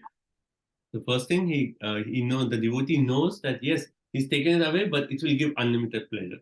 The example of a ointment on a wound. Right. The second reason is basically that this maintains a confidentiality of devotional service. Third reason, it increases the eagerness of the devotee. And the fourth reason, it gives a reason for Krishna to actually personally descend and protect the devotee. Thank you. Prabhuji, the second point of confidentiality, you said that if the devotees are opulent, everyone will think that, oh, they are so opulent, we should also worship Krishna, right? Krishna doesn't want that. Bhakti is not so cheap. But Prabhuji, remember, Prabhupada used to say that we can use even the Mercedes in Krishna service, and even if you give us an airplane, we will use it in Krishna service, right? So like even if for a devotee, if Krishna gives, whatever he gives, I will use it in Krishna's service. If Krishna takes, so we are talking of the case where Krishna takes it away. Right? If Krishna is giving, certainly he'll use everything in Krishna's service. So even if mercy is there, sure, we'll use the mercy. But if Krishna takes, how do we see that? So that is the point.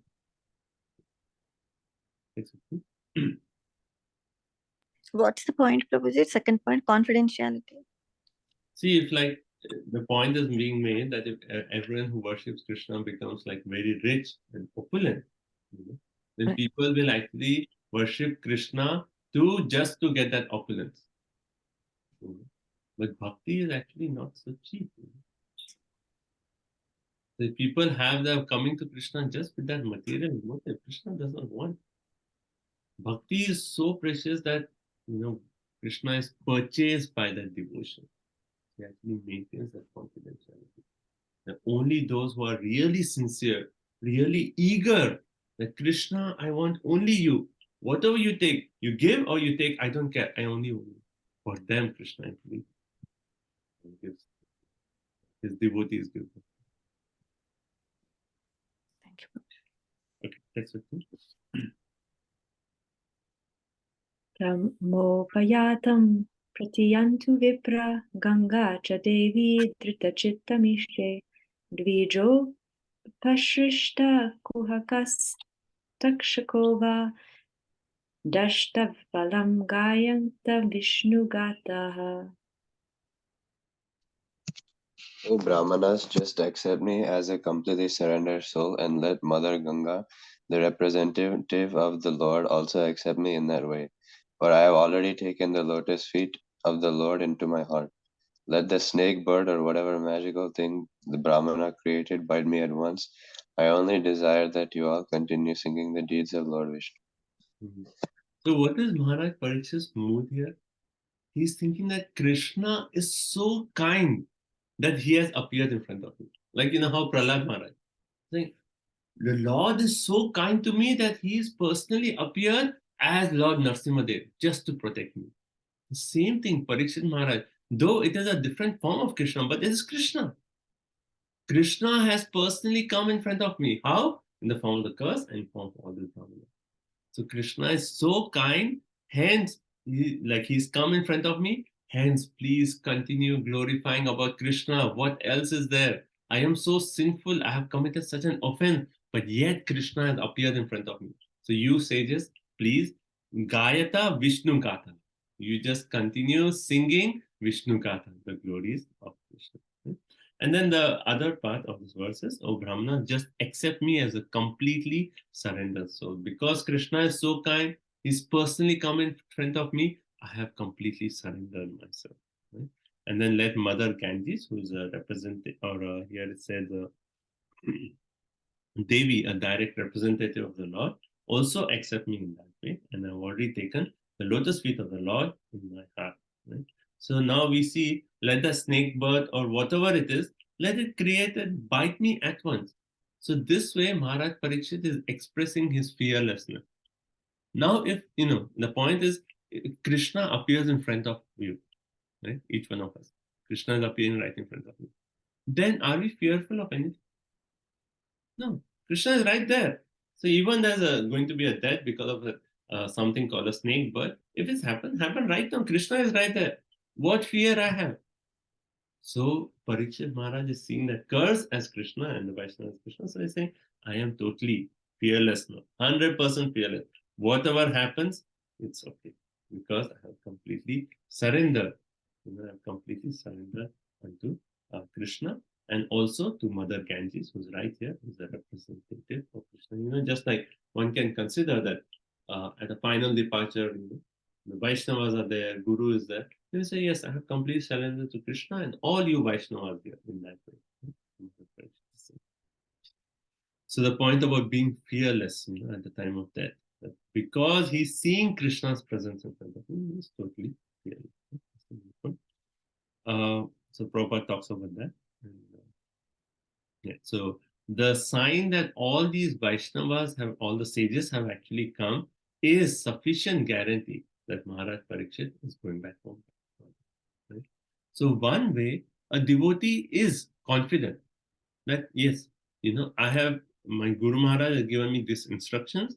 I have done the best to chant the 16 rounds, follow four regular principles. I have done the best. I have preached Krishna consciousness, whatever ability.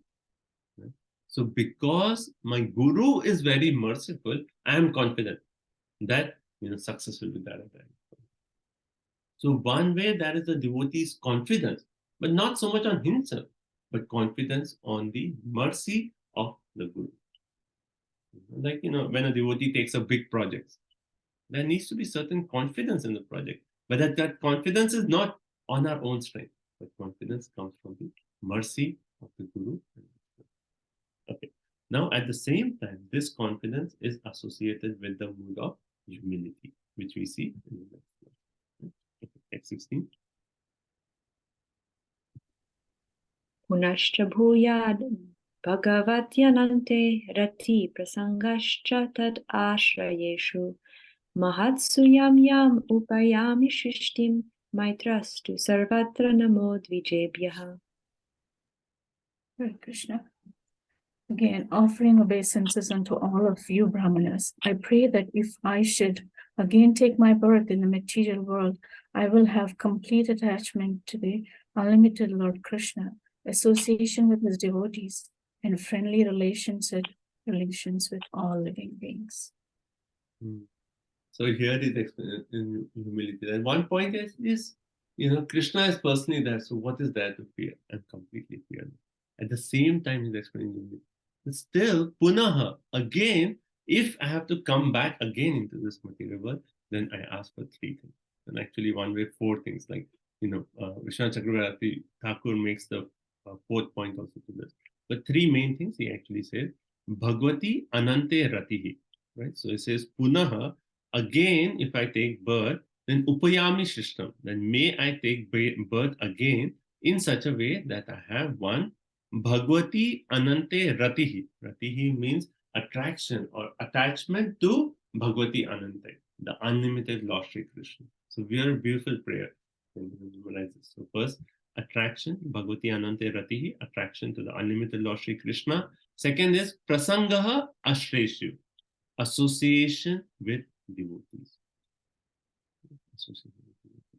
Third point, Maitri Sarvata. Sarvata means all people, friendship unto all living beings. So that's the third thing.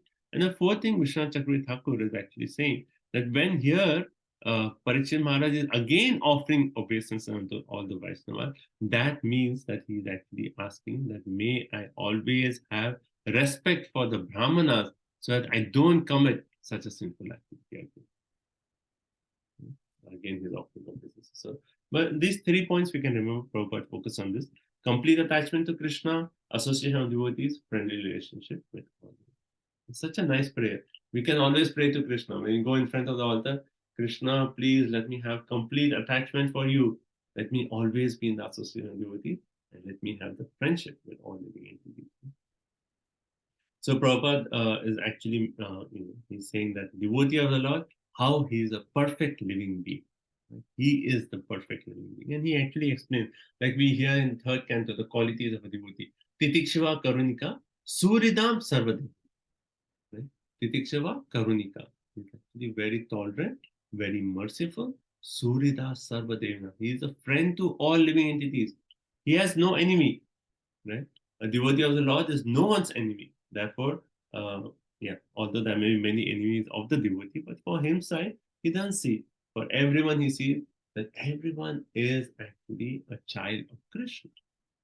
Just like a good son will actually see that all the other children will also should be taken care of nicely. So similarly, a person sees everyone else as part and parcel of Krishna, and hence he wants to connect everyone to Krishna. So hence he is actually a friend of all living beings. Right. So Prabhupada also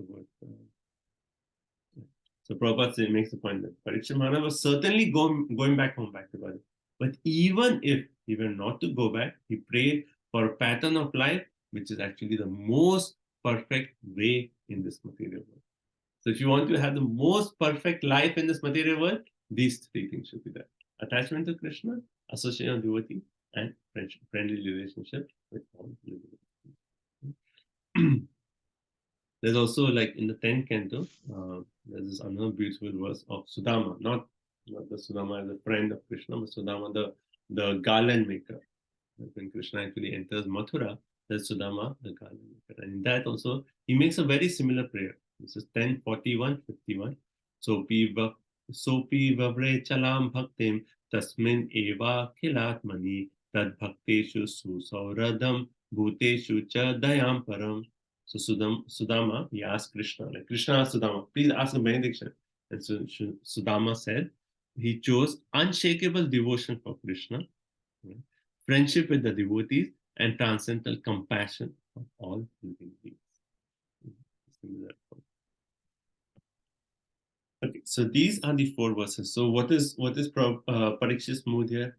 Utter humility, gratitude, and then the next part is he's actually accepting that this curse and the presence of Brahmanas is Krishna's mercy upon me, and hence I just want to hear the glories of Krishna. So all you sages, please continue glorifying Krishna. I am not fearful of anything because Krishna has personally appeared in front of me, right?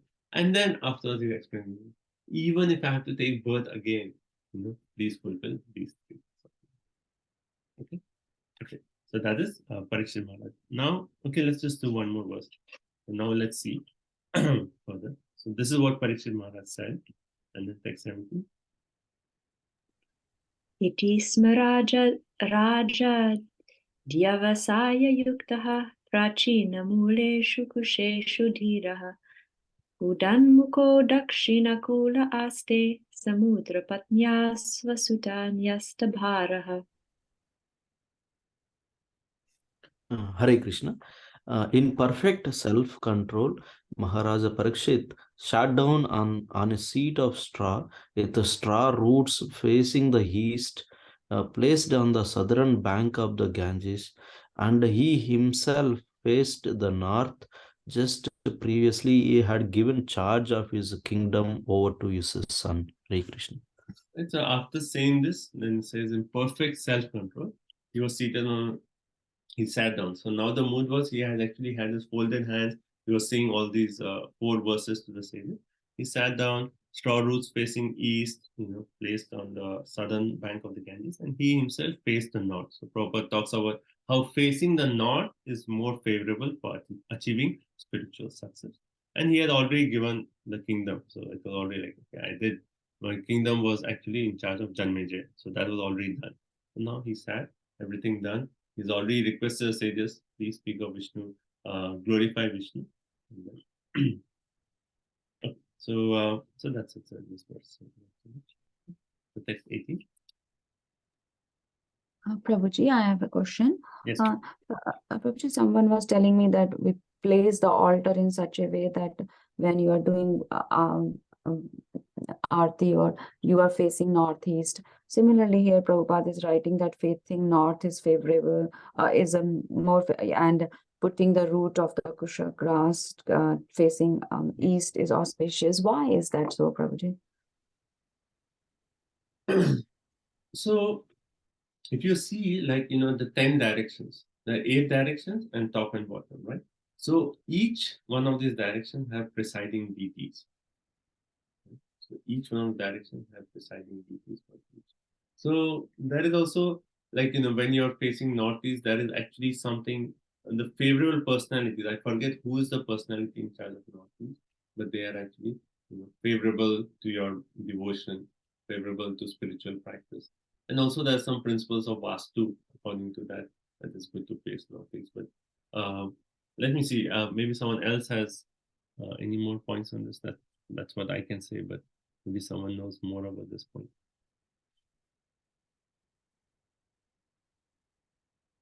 Anyone else would like to add?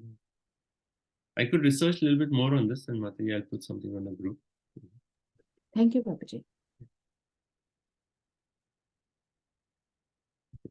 So it's 8:44. Should we take a break?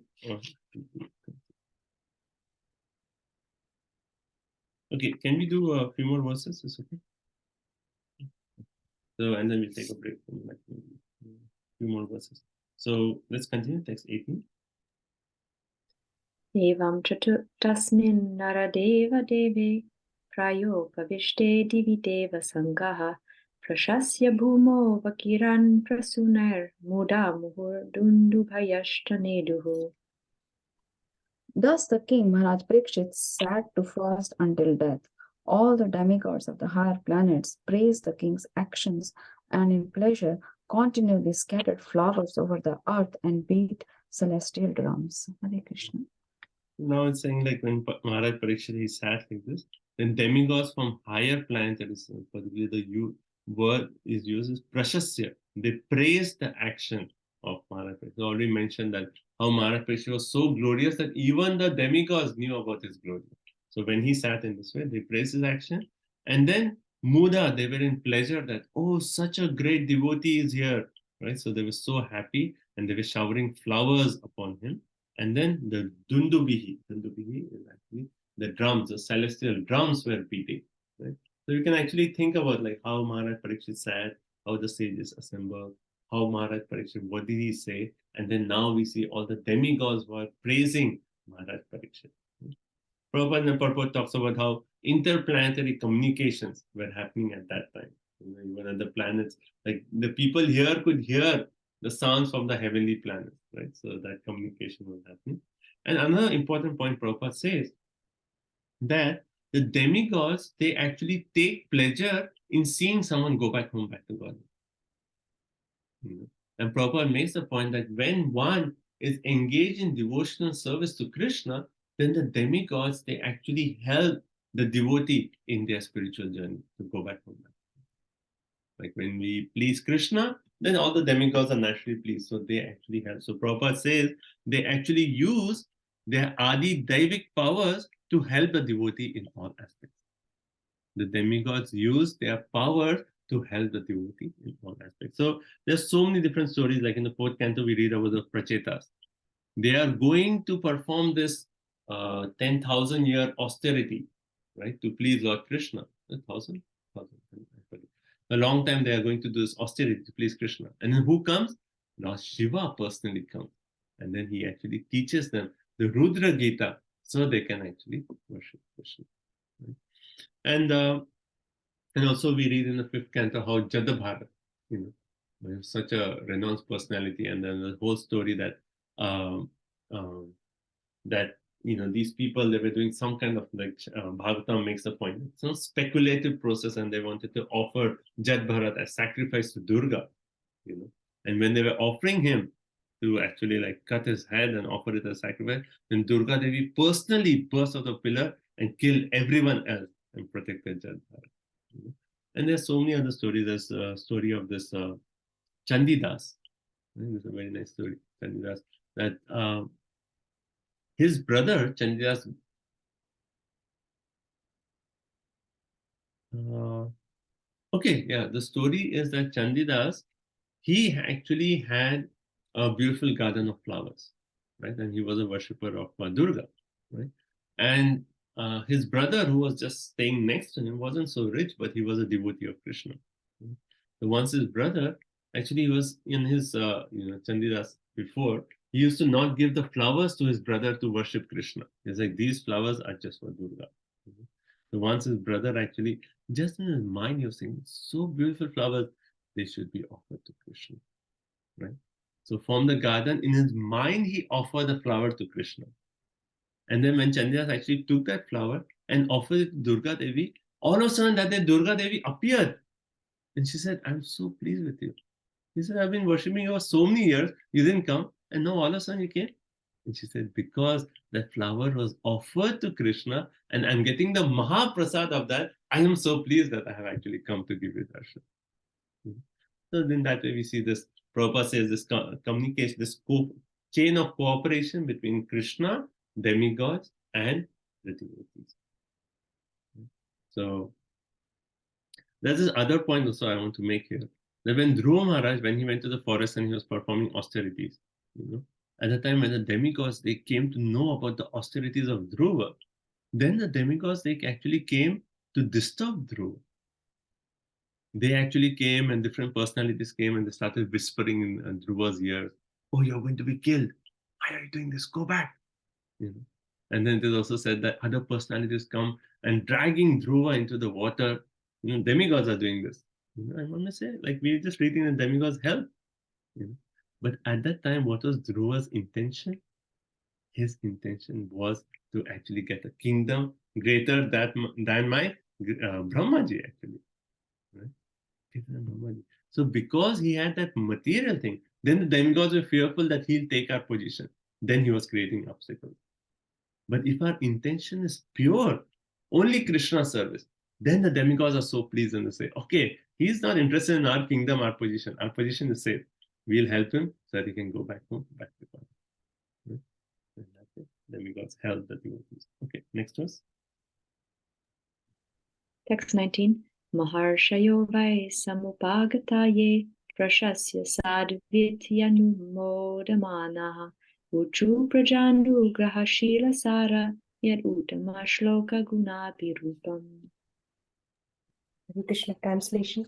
All the great sages who were assembled there also praised the decision of Maharaj Parikshit as they expressed their approval by saying, "Very good." Naturally, the sages are inclined to do good to common men, for they have all the qualitative powers of the Supreme Lord. Therefore, they were very much pleased to see Maharaj Parikshit, a devotee of the Lord, and they spoke as follows. Hare Krishna. So previous verse, we see how the demigods are pleased. Now we see how all these sages are pleased, and they are actually saying, "Sadhu, sadhu." You know, sometimes we say, someone gives some nice class and all this, we say, "Oh, sadhu, such a great sadhu," right? So in that way, they were saying, "Sadhu, sadhu, very good, very good." Maharaj Parikshit, he actually asked that, you know, I'm here, I've decided to pass. Is this approved by you? They're saying, "Excellent. What you're doing is very good," right? And then in the point is that naturally these sages are inclined to do good to common men, but they have all qualitatively powers of the Supreme Lord. So here Prabhupada and Purport actually makes the point that these sadhus, Prabhupada says, the devotional service of the Lord is so auspicious that demigods and sages, up to the Lord himself, became pleased with the devotee. I think the point comes later in the purport.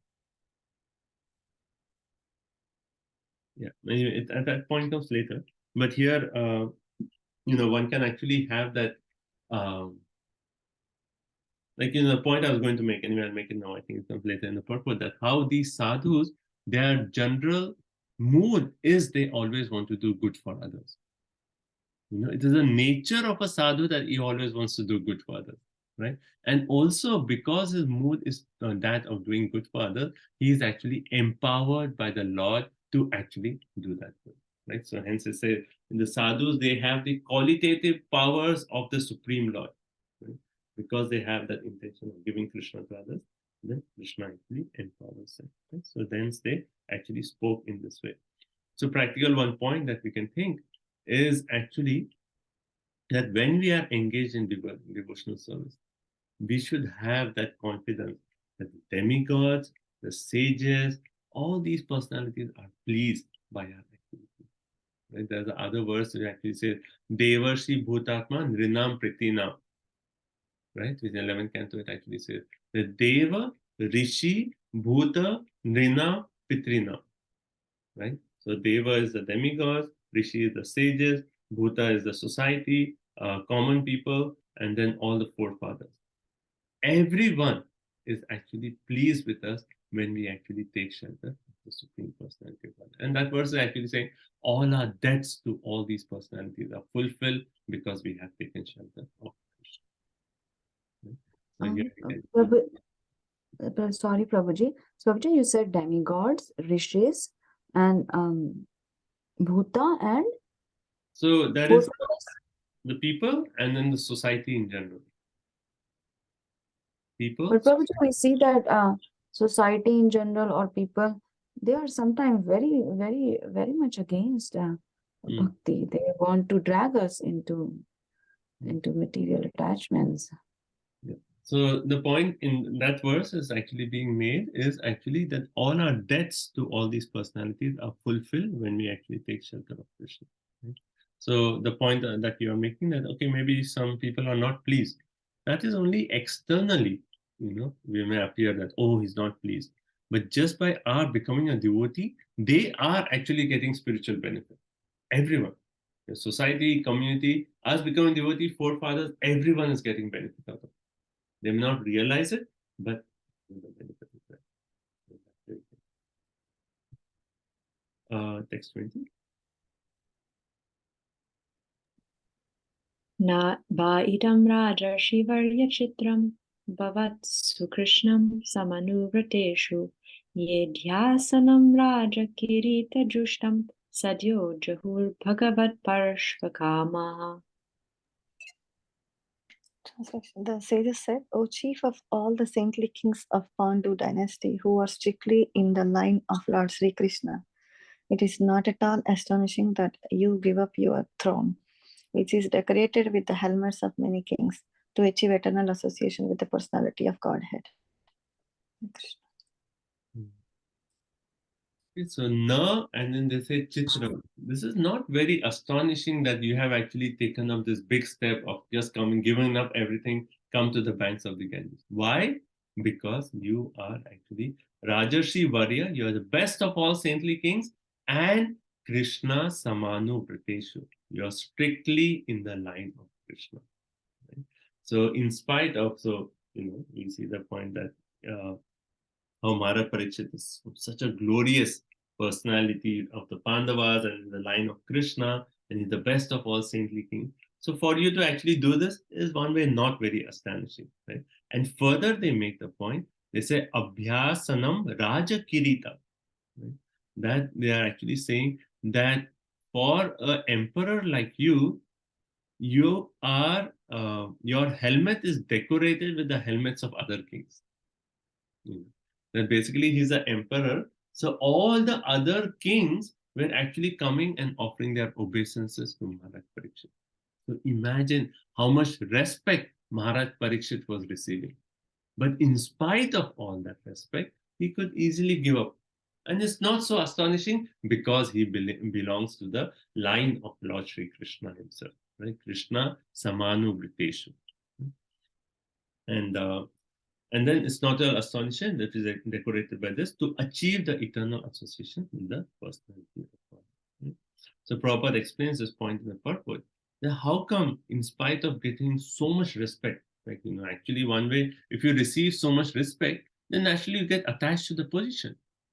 If you are getting a lot of respect in the position, you get attached to the position, right? So in spite of all the respect that he was receiving from all the kings, he could actually give up. And why? So Prabhupada explained the point in the purport, because he knew that the highest gain to be achieved is actually to become one of the associates of the Lord in the spiritual world. And Prabhupada makes a point that people do not even know what is the highest gain to obtain. Like Prabhupada, often he quotes this verse, Nate vidu swartha gatim hi Vishnu. This is from Prahlad Maharaj prayers. Nate vidu swartha gatim hi Vishnu. Durasaya hi bari arthamanya. Andha yathandir upayine manas tepi shutantra urudhamu. And he actually says that people who are strongly entrapped in the consciousness of enjoying this material world, they do not even know what is their swartha gatim, what is the real benefit in life. What is the highest thing that we need to obtain? They do not know, right? And hence what they do, andha yatande upami. They just follow the other blind people. Other blind people do not know what is the highest gain to obtain, and because they do not know, they just follow blind people. And we see that in a society. People do not know what is the highest gain, and because everyone is running after this rat race of consumerism, so even we follow the same thing. Right? And then it says, in that way, we are actually bound by the strong cords of material. So Prabhupada points out that we can have detachment in our life, we can give up other things, provided we have our goal, which is actually fixed. Sambandha, avideya, prayojana. Our prayojana is very clear. What is our goal? And we are actually determined to actually attain that goal.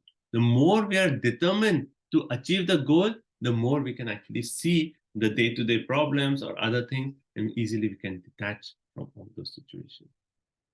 I give this example often, that if you're going to India after a long time, and let's say the flight, your seat is broken or some other inconvenience. But because you're going to India, I'm going to Vrindavan after so long, your goal is so clear, so determined, that all these other things you can easily give up. It's okay, I'll tolerate it, no problem. Similarly, when a goal to go back home, back to God, is so clear and determined, then all the other things that come, we can tolerate, and we can see everything that Krishna has actually given me this situation so that I can progress on my goal. The goal is very important, right? So Prabhupada actually talks about that point. Okay. Prabhupada in the purport also quotes from Prahlad Maharaj's prayers. And this is actually, if you want to read the actual prayers, it's 7th canto, 9th chapter, text 15 through 17. So Prabhupada is quoting that entire prayer. So basically, Prahlad Maharaj is actually making the key points he's saying is actually, I'm very much afraid of this materialistic way of life. Why? Because he actually says, I have such a bitter experience here. Of what? That separation from a beloved, and I meet with so many unwanted things. I don't want things to happen, and that's what will happen again and again, right? And hence this materialistic way of life is like a grinding stone. See, I think I'm sure everyone has seen this, like sugarcane machine, and how they put the sugarcane and how all the juice is sucked out. Similarly, Prahlad Maharaj is saying, just like that, this material world is like that. It's just crushing our life from us.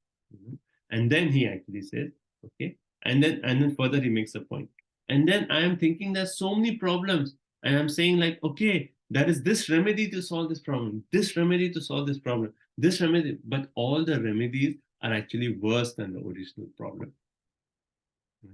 Hence, the only remedy is actually I pray at your lotus feet that you please call me back to your eternal abode and make me as one of your own servitors. Such a beautiful prayer, right? So he's experiencing this material world and he's saying that I'm trying to do so many remedies, but the remedies are worse than the problem.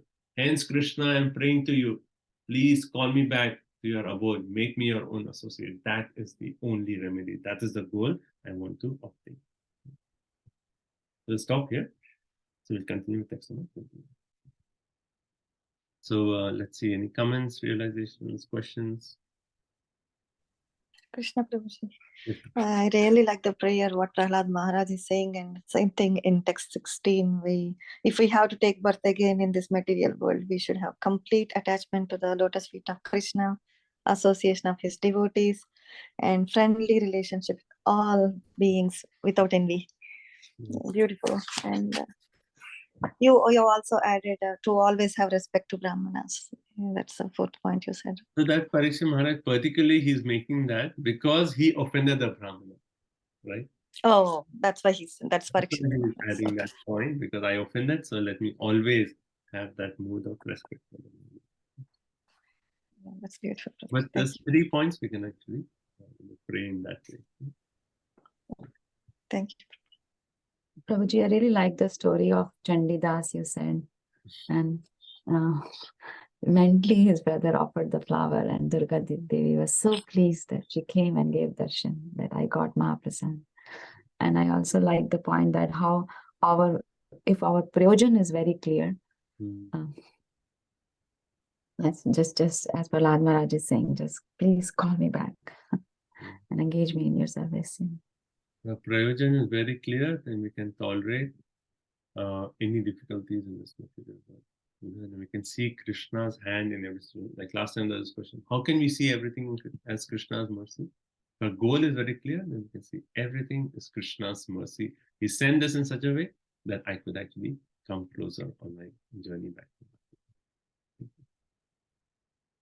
Anything else? Sure. That point of fearlessness of Parikshit Maharaj is really nice, how he was fearless because he saw Krishna in the form of that curse. So if Krishna is in front of you, then why will you be afraid? and to see Krishna in every situation that comes to us, even if it's in whatever situation. And added to that is that Krishna will give us what is appropriate for our level of advancement. Like he won't give us something that's beyond what we can handle. He'll give something that's appropriate for us. Hare Krishna Prabhuji said, any decision, however important, should be confirmed by the Vaishnava authority. And that was Very nice, very practical. The Rohinathan Prabhu saying he puts all A's, 1, 2, 3, 4, 5, 6 A's he put in the chat. Always aspire for attachment to Krishna, association of devotees, amicable relationship to all living entities. 6A formula. That's nice, Prabhu. Thank you. So we had 6R, now we have 6 A's here. Okay. So thank you so much. So let's take a 5 minutes break. We'll come back. Thank you so much. Hare Krishna.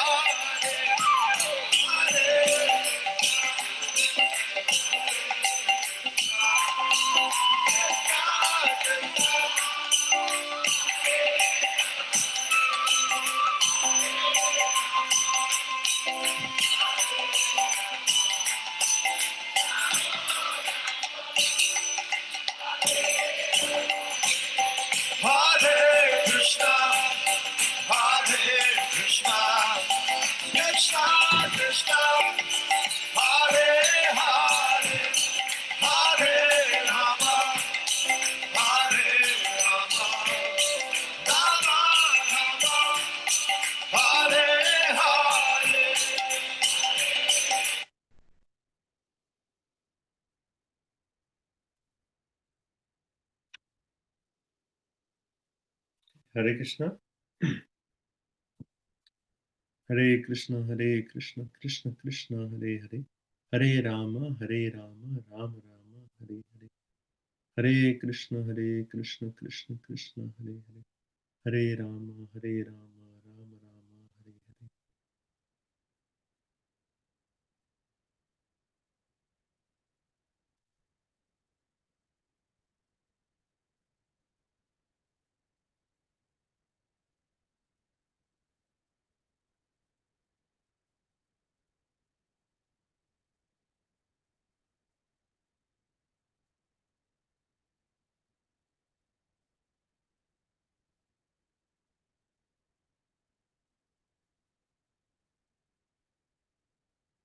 Okay, Hare Krishna devotees. So please come back and continue the chapter. Okay, those are here. Would like to share any comments? Any thoughts?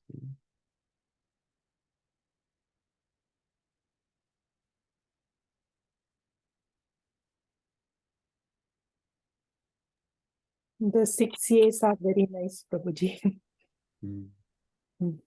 Nice. Did you just make that up, Rohini?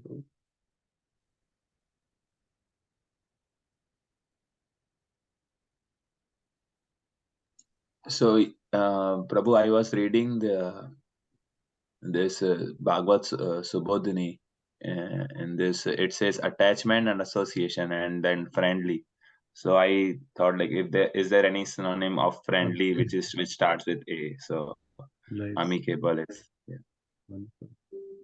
Attachment, association, amicable. Anyone else would like to share anything? Guruji, I liked when we discussed about bhakti is not cheap, right? So Krishna won't give it to anybody, and even demigods won't help people who are going after material. And also I used to have a misconception that, okay, what if demigods will be angry when we only do Krishna's service and Krishna's devotion? But, more and more got clear in my head that, no, they're actually happy and they will be helping us move forward. Thank you, Mati.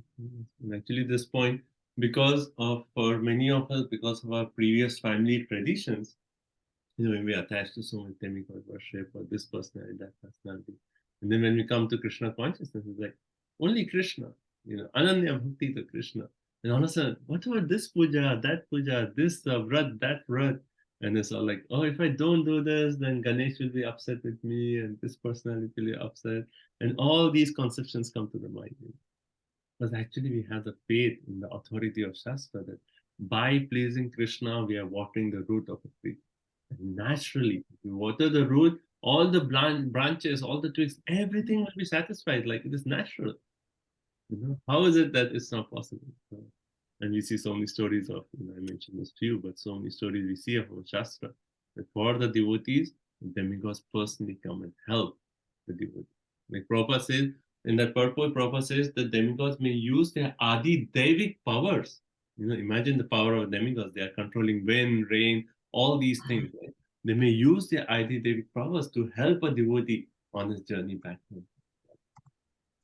And in Bhakti Rasamrita Sindhu also it talks about, if we have Bhagavatam and we're doing Krishna's devotion, they've come down and go to Bhagavatam, and that's why our home. Yeah, that is, Nectar of Devotion makes this point.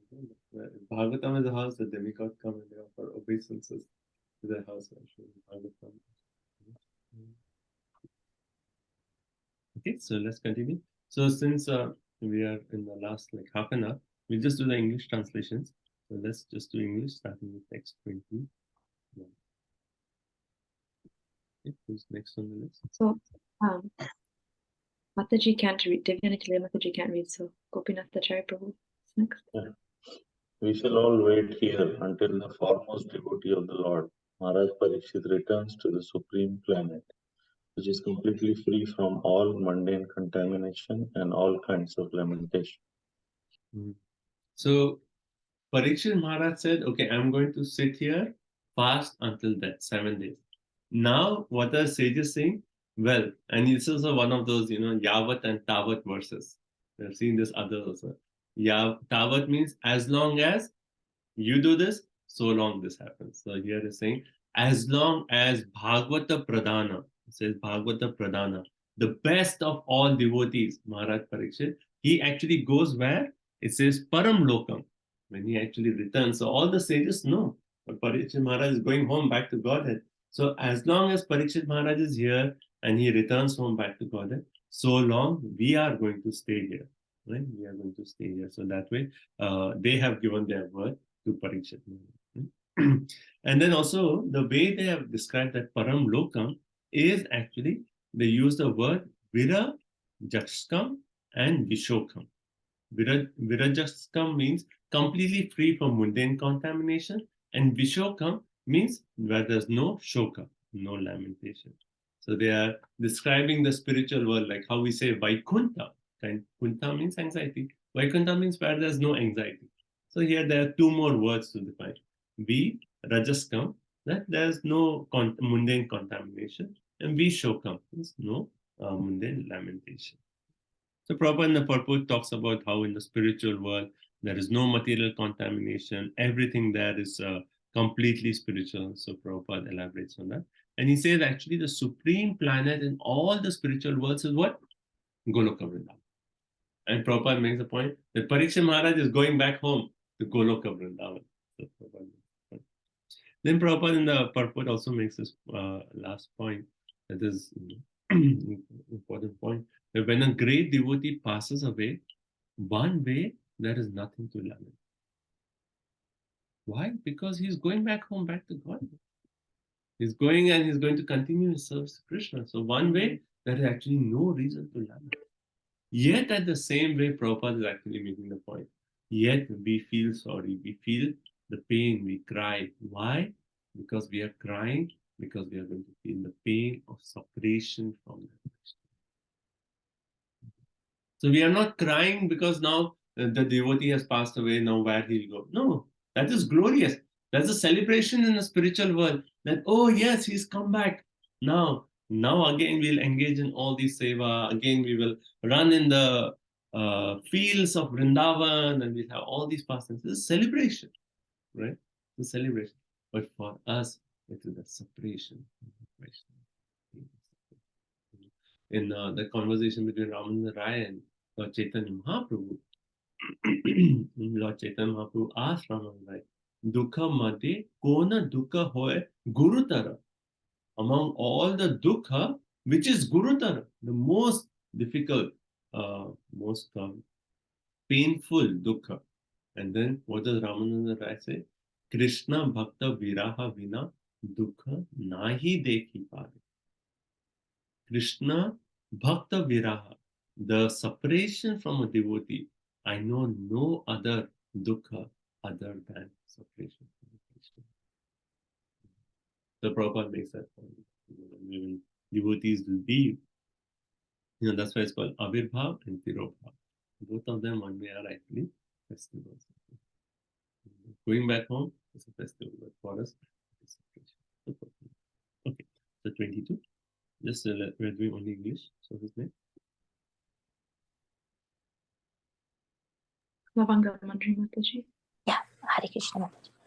All that was spoken by the great sages was very sweet to hear, full of meaning and appropriately presented as perfectly true. So after hearing them, Maharaja Parikshit, desiring to hear of the activities of Lord Sri Krishna, the personality of Godhead, congratulated the great sages. So after this, Maharaj Parikshit heard what the sages, they were very pleased. The sages approved and said, oh, very nice, very nice. And they appreciated Maharaj Parikshit and said, we will wait here until you pass away, right? And then now Maharaj Parikshit is saying that what all they said, he makes 4 points, right? 4 qualities of the speech of the sages. first quality is samam. Samam means impartial, right?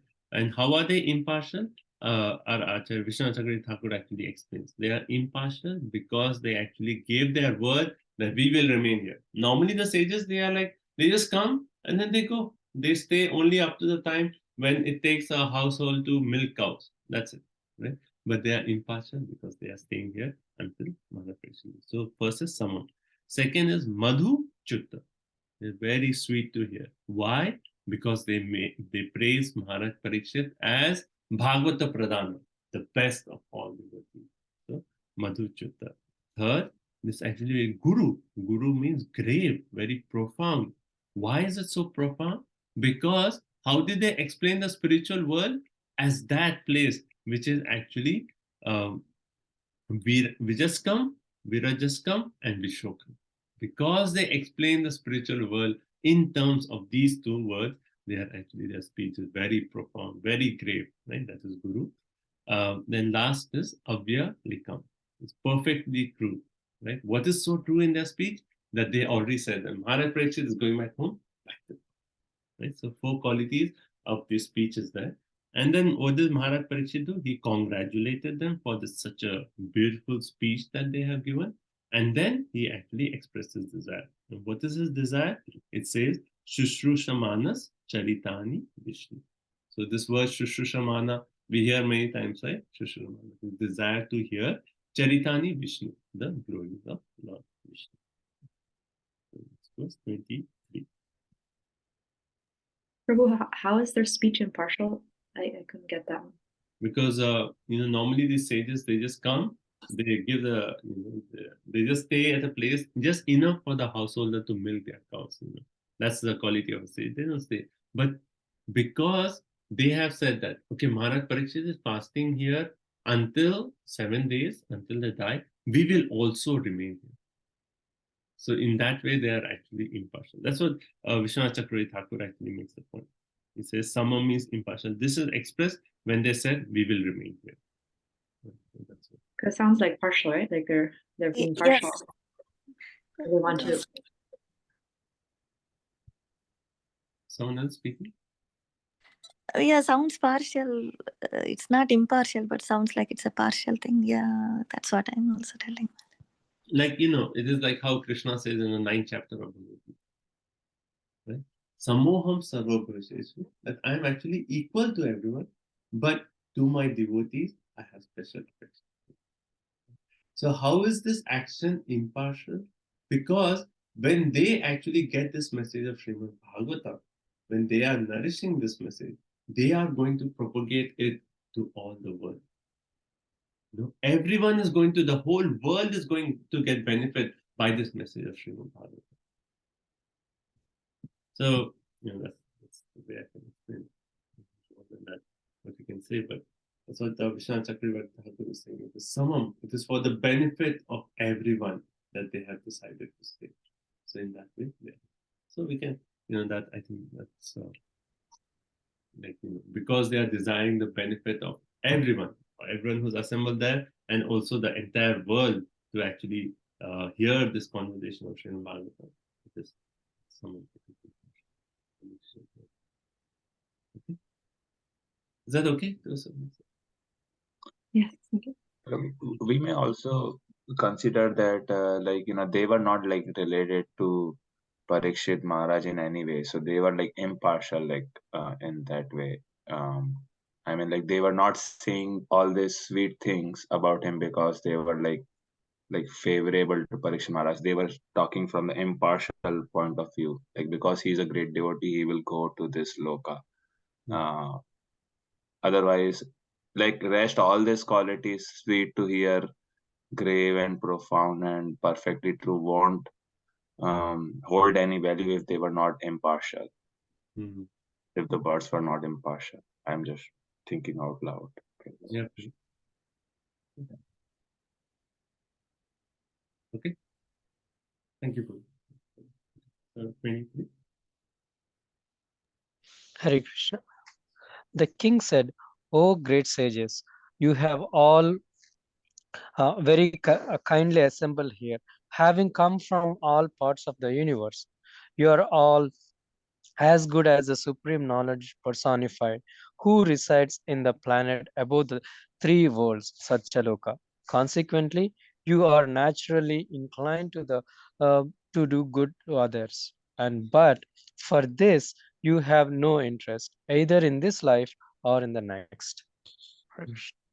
Now Parikshit Maharaj is actually speaking, and he's saying, "Oh, great sages, you have all come here from different parts of the universe." We read all those sages, right? On the whole list, they have come here, and you are all as good as supreme knowledge person. So Prabhupada actually explains this point in the purport, and he actually says that how living entities, like Lord Shri Krishna has 6 opulences. Living entities, we could have up to 78% of the qualities of Krishna. But in this material world, we are actually covered by the illusion, and hence those qualities are kind of covered, right? But when we actually go to the higher planetary system, right, these qualities are not so covered.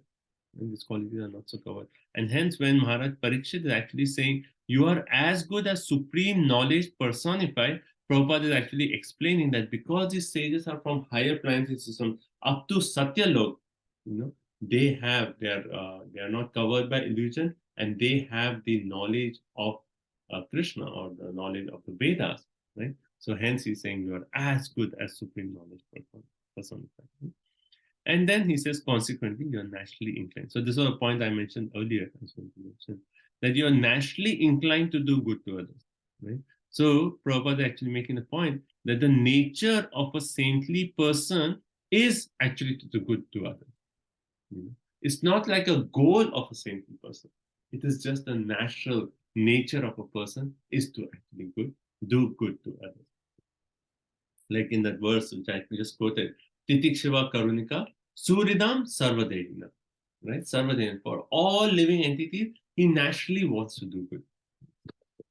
And for this, you have no interest either in this life. But for this, you have no interest. So the nature of a Vaishnava is just, he's always thinking of what is the best I can do. Right? So Prabhupada makes a point in purport that these Vaishnavas of that category, so elevated, the only reason they actually come down here to the material world is to actually reclaim the fallen soul. They are one-way messiahs of the order of the Lord, and they come down just to rectify the rebellious attitude of the conditioned jivas. Right? So that is the nature. That's why all these great personalities actually come down. So Maharaj Parikshit is saying, all you sages are so great, but you have descended just to do good to everyone because you know what is the supreme knowledge. Okay. Next verse, 24.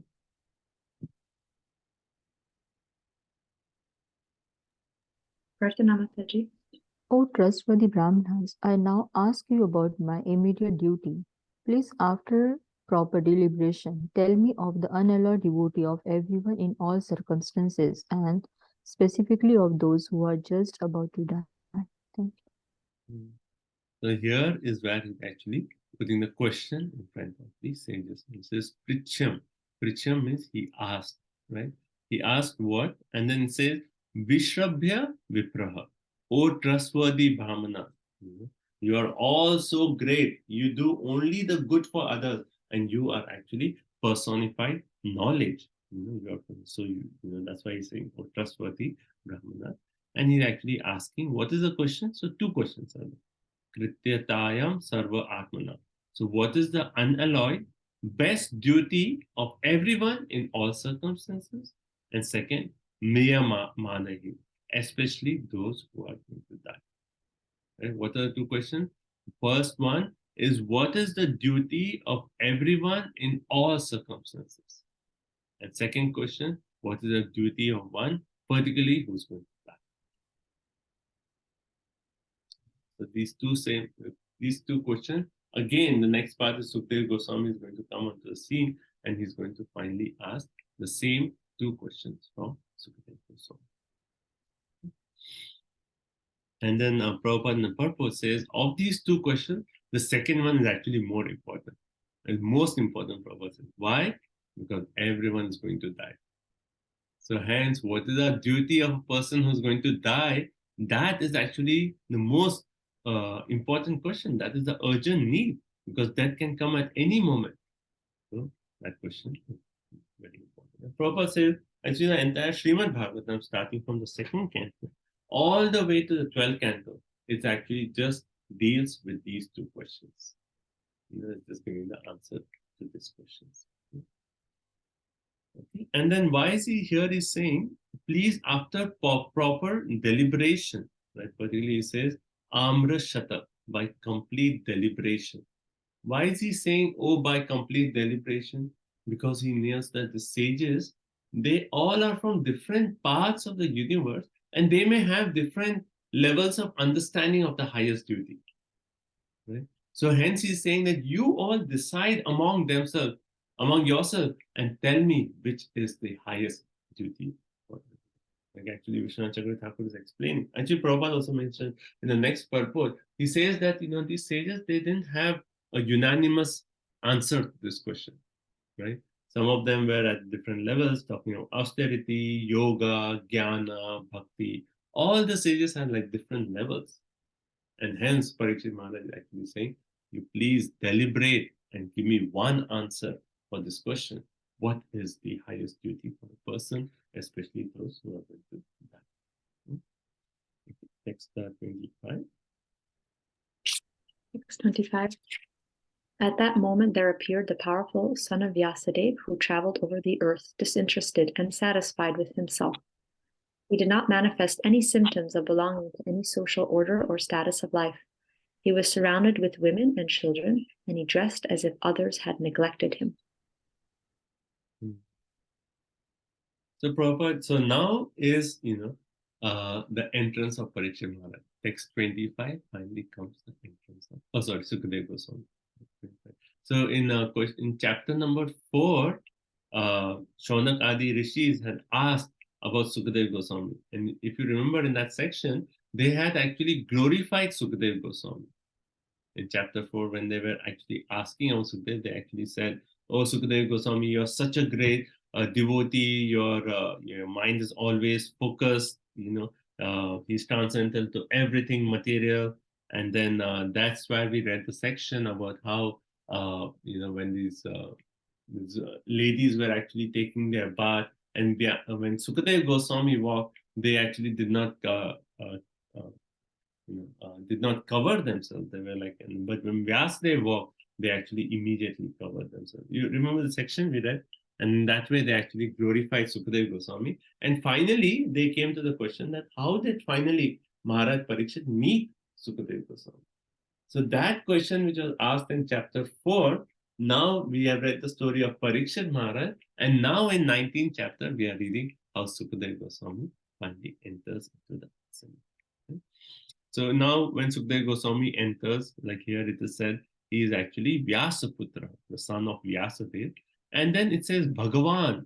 Bhagavan, as I mentioned, is not only referred to the Supreme Personality of Godhead, but all these elevated personalities like Narada, Sukadeva, they are also referred to as Bhagavan. Very powerful. And Yadrichaya means as one desires. Right? As one desires. So the point here is Sukadeva Goswami actually was inspired by Lord Shri Krishna to actually come into this assembly to actually speak Srimad Bhagavatam. Otherwise, for Sukadeva Goswami, what is his mood? Anapeksha. Anapeksha means he is disinterested in anything material. Right? If you have no interest in anything material, then, and also it says Alaksha Linga. He was not manifesting any symptom of like this varna or this ashrama. He was Nijalabha. He was self-realized. He was Tushtaha, he was satisfied, and Avaduta Veshaha, he was dressed as if he was neglected by others. Right?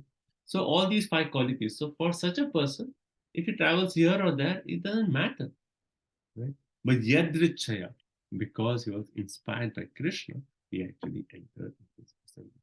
Right? So again, in this verse, one way, there are 5 qualities of Sukadeva Goswami. Anapekshaha, in the sense disinterested of all material affairs. Second, Alaksha Lingaha. Right? So he's not manifesting the symptoms of any varna or any ashrama. Then third one, Nijalabha, self-realized. Tushtaha, satisfied. And the last one is Avaduta Vesha. He's dressed as if others had neglected him. So Prabhupada also explains that at the time when Sukadeva Goswami entered, he was surrounded by women and children, right? Women and children, they were just like this naked man, 16-year-old, he's just walking, as if everyone has neglected him. And they were just inquisitive. And they were saying, who is this man? And they were just like walking along with the Sukadeva Goswami.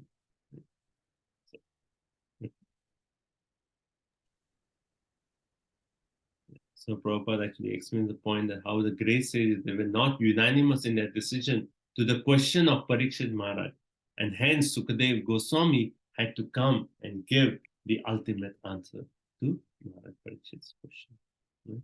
So Vishwanath Chakravarti Thakur also said that all the sages were discussing, because some of them were saying sacrifice, some of them were saying yoga, some of them were saying austerity, some of them were saying charity. And then finally, because all these sages knew that this Amrita is going to come from the words of mouth of Sukadeva Goswami, they all like talking, no conclusion. They were looking at the path. Sukadeva Goswami is going to come from this side. So with eager eyes, they are waiting for Sukadeva Goswami to actually enter. So everyone was looking on that side. So Sukadeva Goswami. Okay, so now Sukadeva Goswami has arrived. Text 26. This son of Vyasdeva was only 16 years old. His legs, hands, thighs, arms, shoulders, forehead, and the other parts of his body were all delicately formed. His eyes were beautifully wide, and his nose and ears were highly raised. He had a very attractive face, and his neck was well formed and beautiful like a conch shell. So this verse and also the next verse is actually glorifying the beauty of Sukadeva Goswami's body feature of Sukadeva Goswami. Prabhupada in the purport says that how respectable personality is always described beginning from the legs and going upwards. Just like the deity, when we take darshan, we start from the legs and we go upwards.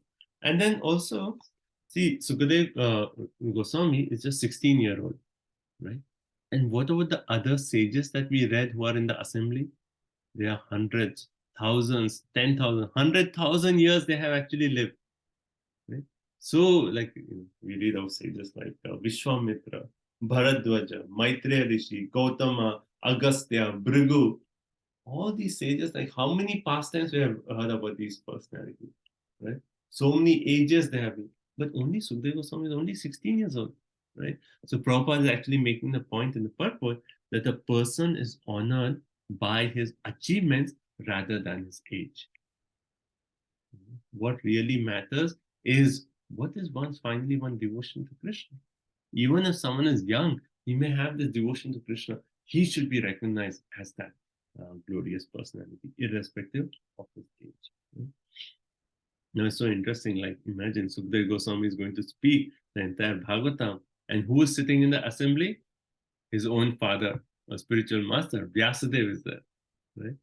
Vyasadev's guru is there, Narad Muni is there. Like imagine, you're asked to give class, your Guru Maharaj is there, Srila Prabhupada is there in the assembly. Would you speak? It's like so scary, right? So, like even during Prabhupada's time, he used to ask his own disciples to give class. He was training them and so on.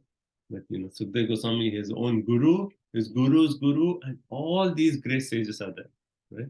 But yet, he who was actually selected to be the speaker of the Srimad Bhagavatam. Okay, just one more verse and then we'll stop. 27.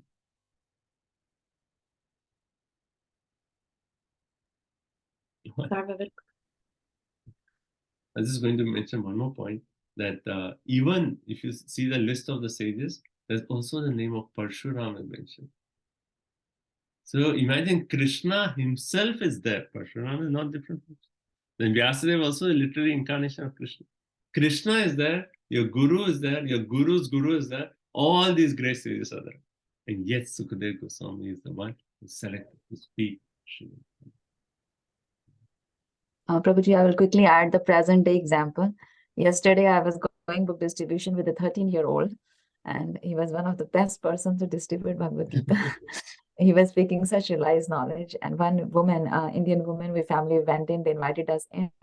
And that Mataji, Jyoti Mataji said that I'm so thankful to you. So he congratulated Advaita Chandra. What you're doing is to do for our Sanatana Dharma. I wish my children can do that.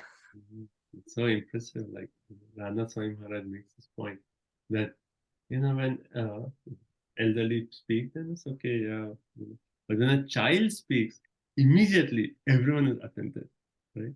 And this comes in the 7th canto. So we read about like how Yamaraj comes in the form of a child to give instruction. When a child speaks, immediately like, oh, it is so sweet, and yet if it is so profound, then it immediately catches everyone's attention.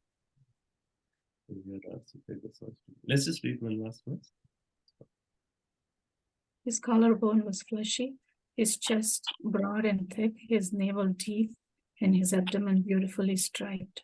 His arms were long and curly hair was strewn over his beautiful face.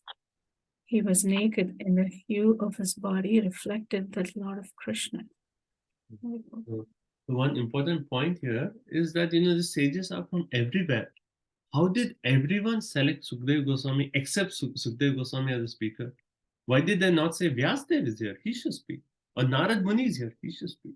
Or Krishna in the form of Parshuram, he should speak? Everyone actually, Prabhupada mentions that they were expert at the art of physiognomical calculation. That just by seeing the bodily features of Sukadeva Goswami, they understood that this is a very special personality. Certainly, many of them knew the glories of Sukadeva Goswami, but also the point is made that just seeing the features of Sukadeva Goswami, they understood that this person is the best of all personalities. They were expert at the art of studying the features of personality. And also here is said that his bodily complexion was like that of Lord Krishna. So if you remember that painting of Bhagavatam, you see Sukadeva Goswami is shown in that bluish complexion, right? Bluish complexion. So that's mentioned here. And also Krishna is actually referred as Su Amara Uttama. You see the Sanskrit. Amara is normally referring to a demigod. Su Amara Uttama, the best of all the gods. That's Krishna. So he had the color like that. Okay, so we'll stop here. So there is the last like 10 verses are left. 12 verses up to text 40. So next week we'll have a break. Will not be in class. So one thing I can do is either I can do a short recording on this remaining verses, or the other option is when we have the class 2 weeks from now, I can start off and just quickly finish this part. So whichever option A or option B. I think if we divided the presentations in 2 days, then the first half you could speak first part, and then the presentations could go, and then the second group could go the next week. I don't know. Okay, that's also a good thing. So we do 1.5 hour and 1.5 hour. We can have that. Anyway, so also, so maybe 2 weeks from now, I'll just summarize this last section, right? And then we can do presentations. So we'll have 6 presentations. Well, the thing is, like, not everyone has signed up for the chapters. So remaining devotees here who have not signed up, please sign up. Rohina and Prabhu, if you can select one chapter. And then I think who else is there? Venkat Prabhu selected. So Sarvait Prabhu also, he selected 3 in a group. I was thinking if it is okay, then one more. You can split up or do 2 chapters. Either something. Those remaining chapters, I'll just fill in and I'll quickly do the summary. But those have not selected. If you want to select another chapter, you're welcome to do so. If you want to say, okay, I'll just do 1 chapter, you're welcome to select that. So anything else, like practical questions? So next week we'll have a break. Adi Gadar Prabhu will be in town, so he will be giving class Sunday morning. Also, we'll have class with him. And also, it's a good point to take a break. We just finished full first canto, almost last 12 verses. Okay. Okay, so any quick reflections and then we'll end. Anyone wants to share any points? Take home points from today quickly.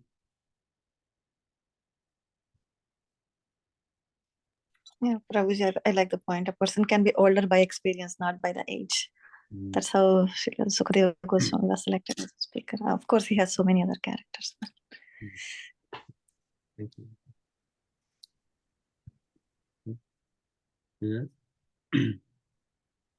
Hare Krishna Prabhuji.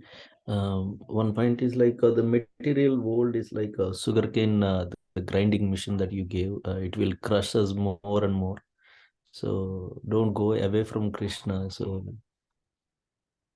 in those prayers of Prahlad Maharaj, he says like we are being crushed and then we are finding a solution.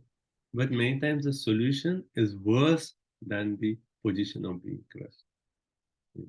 And hence the only remedy is actually affliction. Thank you. Yes. Hare Krishna Prabhu. Yes. These incidents are so, I mean, like the conversations, or like, if you take from the story point of view, they are very natural and normal. But when you see the associated, descriptions in the Bhagavatam and the way, to go in deeper, they are very, very, from for every incident, we can learn many things from, each section. And, that's what, it's kind of inspiring us to read more and more in Bhagavatam. Yes. Yes, Prabhu. Like, that's one way we can just read through Bhagavatam, right? Yeah. But to really dive every shloka, like Prabhupada is giving so much, like, it's just like everything is there in Bhagavatam. Culture, etiquette, how to actually deal with offenses, forgiveness, repentance, all these qualities, everything that may come up in our life, it's all there in Bhagavatam. Everything. We just have to like dive deep into like that, but everything is there. Prabhuji, I also like the point, and text 14 in the purport towards the last few lines. Prabhupada is writing that the Lord resides with his devotees. So wherever his devotees are there, that indicates the presence of the Lord.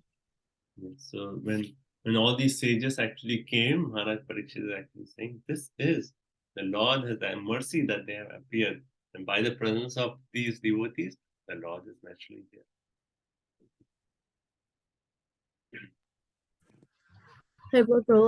I'll try to speak. I've been really throughout the whole reading. I was remembering the first time you gave the class, you asked to write us the inspirations of doing Bhakti Vaibhav. So one of the reasons of me to know that is that the personalities that are mentioned in Srimad Bhagavatam, I want to know them more. And through reading this last few chapters, when Parikshit Maharaj, like he's going to die in some hours, and he's such sound, like when you gave the example of Bhakti Tirtha Maharaj, it's, I was thinking that when I have some like 2-3 tasks lined up, I get so much anxiety, not being able to focus at one thing at a time. But these personalities, the main objective of Srimad Bhagavatam reading was to know these personalities. And I'm really grateful that Sutta Goswami, Samik Rishi's personality, then of course Narad Muni, Vyasdev. I mean, amazing journey throughout the first canto, like real lot of character building, bro. Character building, that's a very nice point. Yeah, the more we actually dive into the nature of these personalities, how they are dealing with each other, so much to learn for our own etiquette, character, culture, everything. Thank you. Okay, anyone else? Hare Krishna, Prabhuji. Yes. You said that if your prayojana or goal is very clear, the rest doesn't matter. And the example that you gave about the airline seats when going to India, Vrindavan, that was very nice. Thank you. Yeah. It's actually very true. If your goal is fixed, then all the other things, it's like everything else you can actually see in perspective of the goal. okay, what does this mean in my final goal of life? What does this mean? Why is Krishna put me in this situation? How is he directing me to actually accomplish the goal? Within that we see Krishna. Thank you. Very, very powerful point. Okay. Thank you all so much.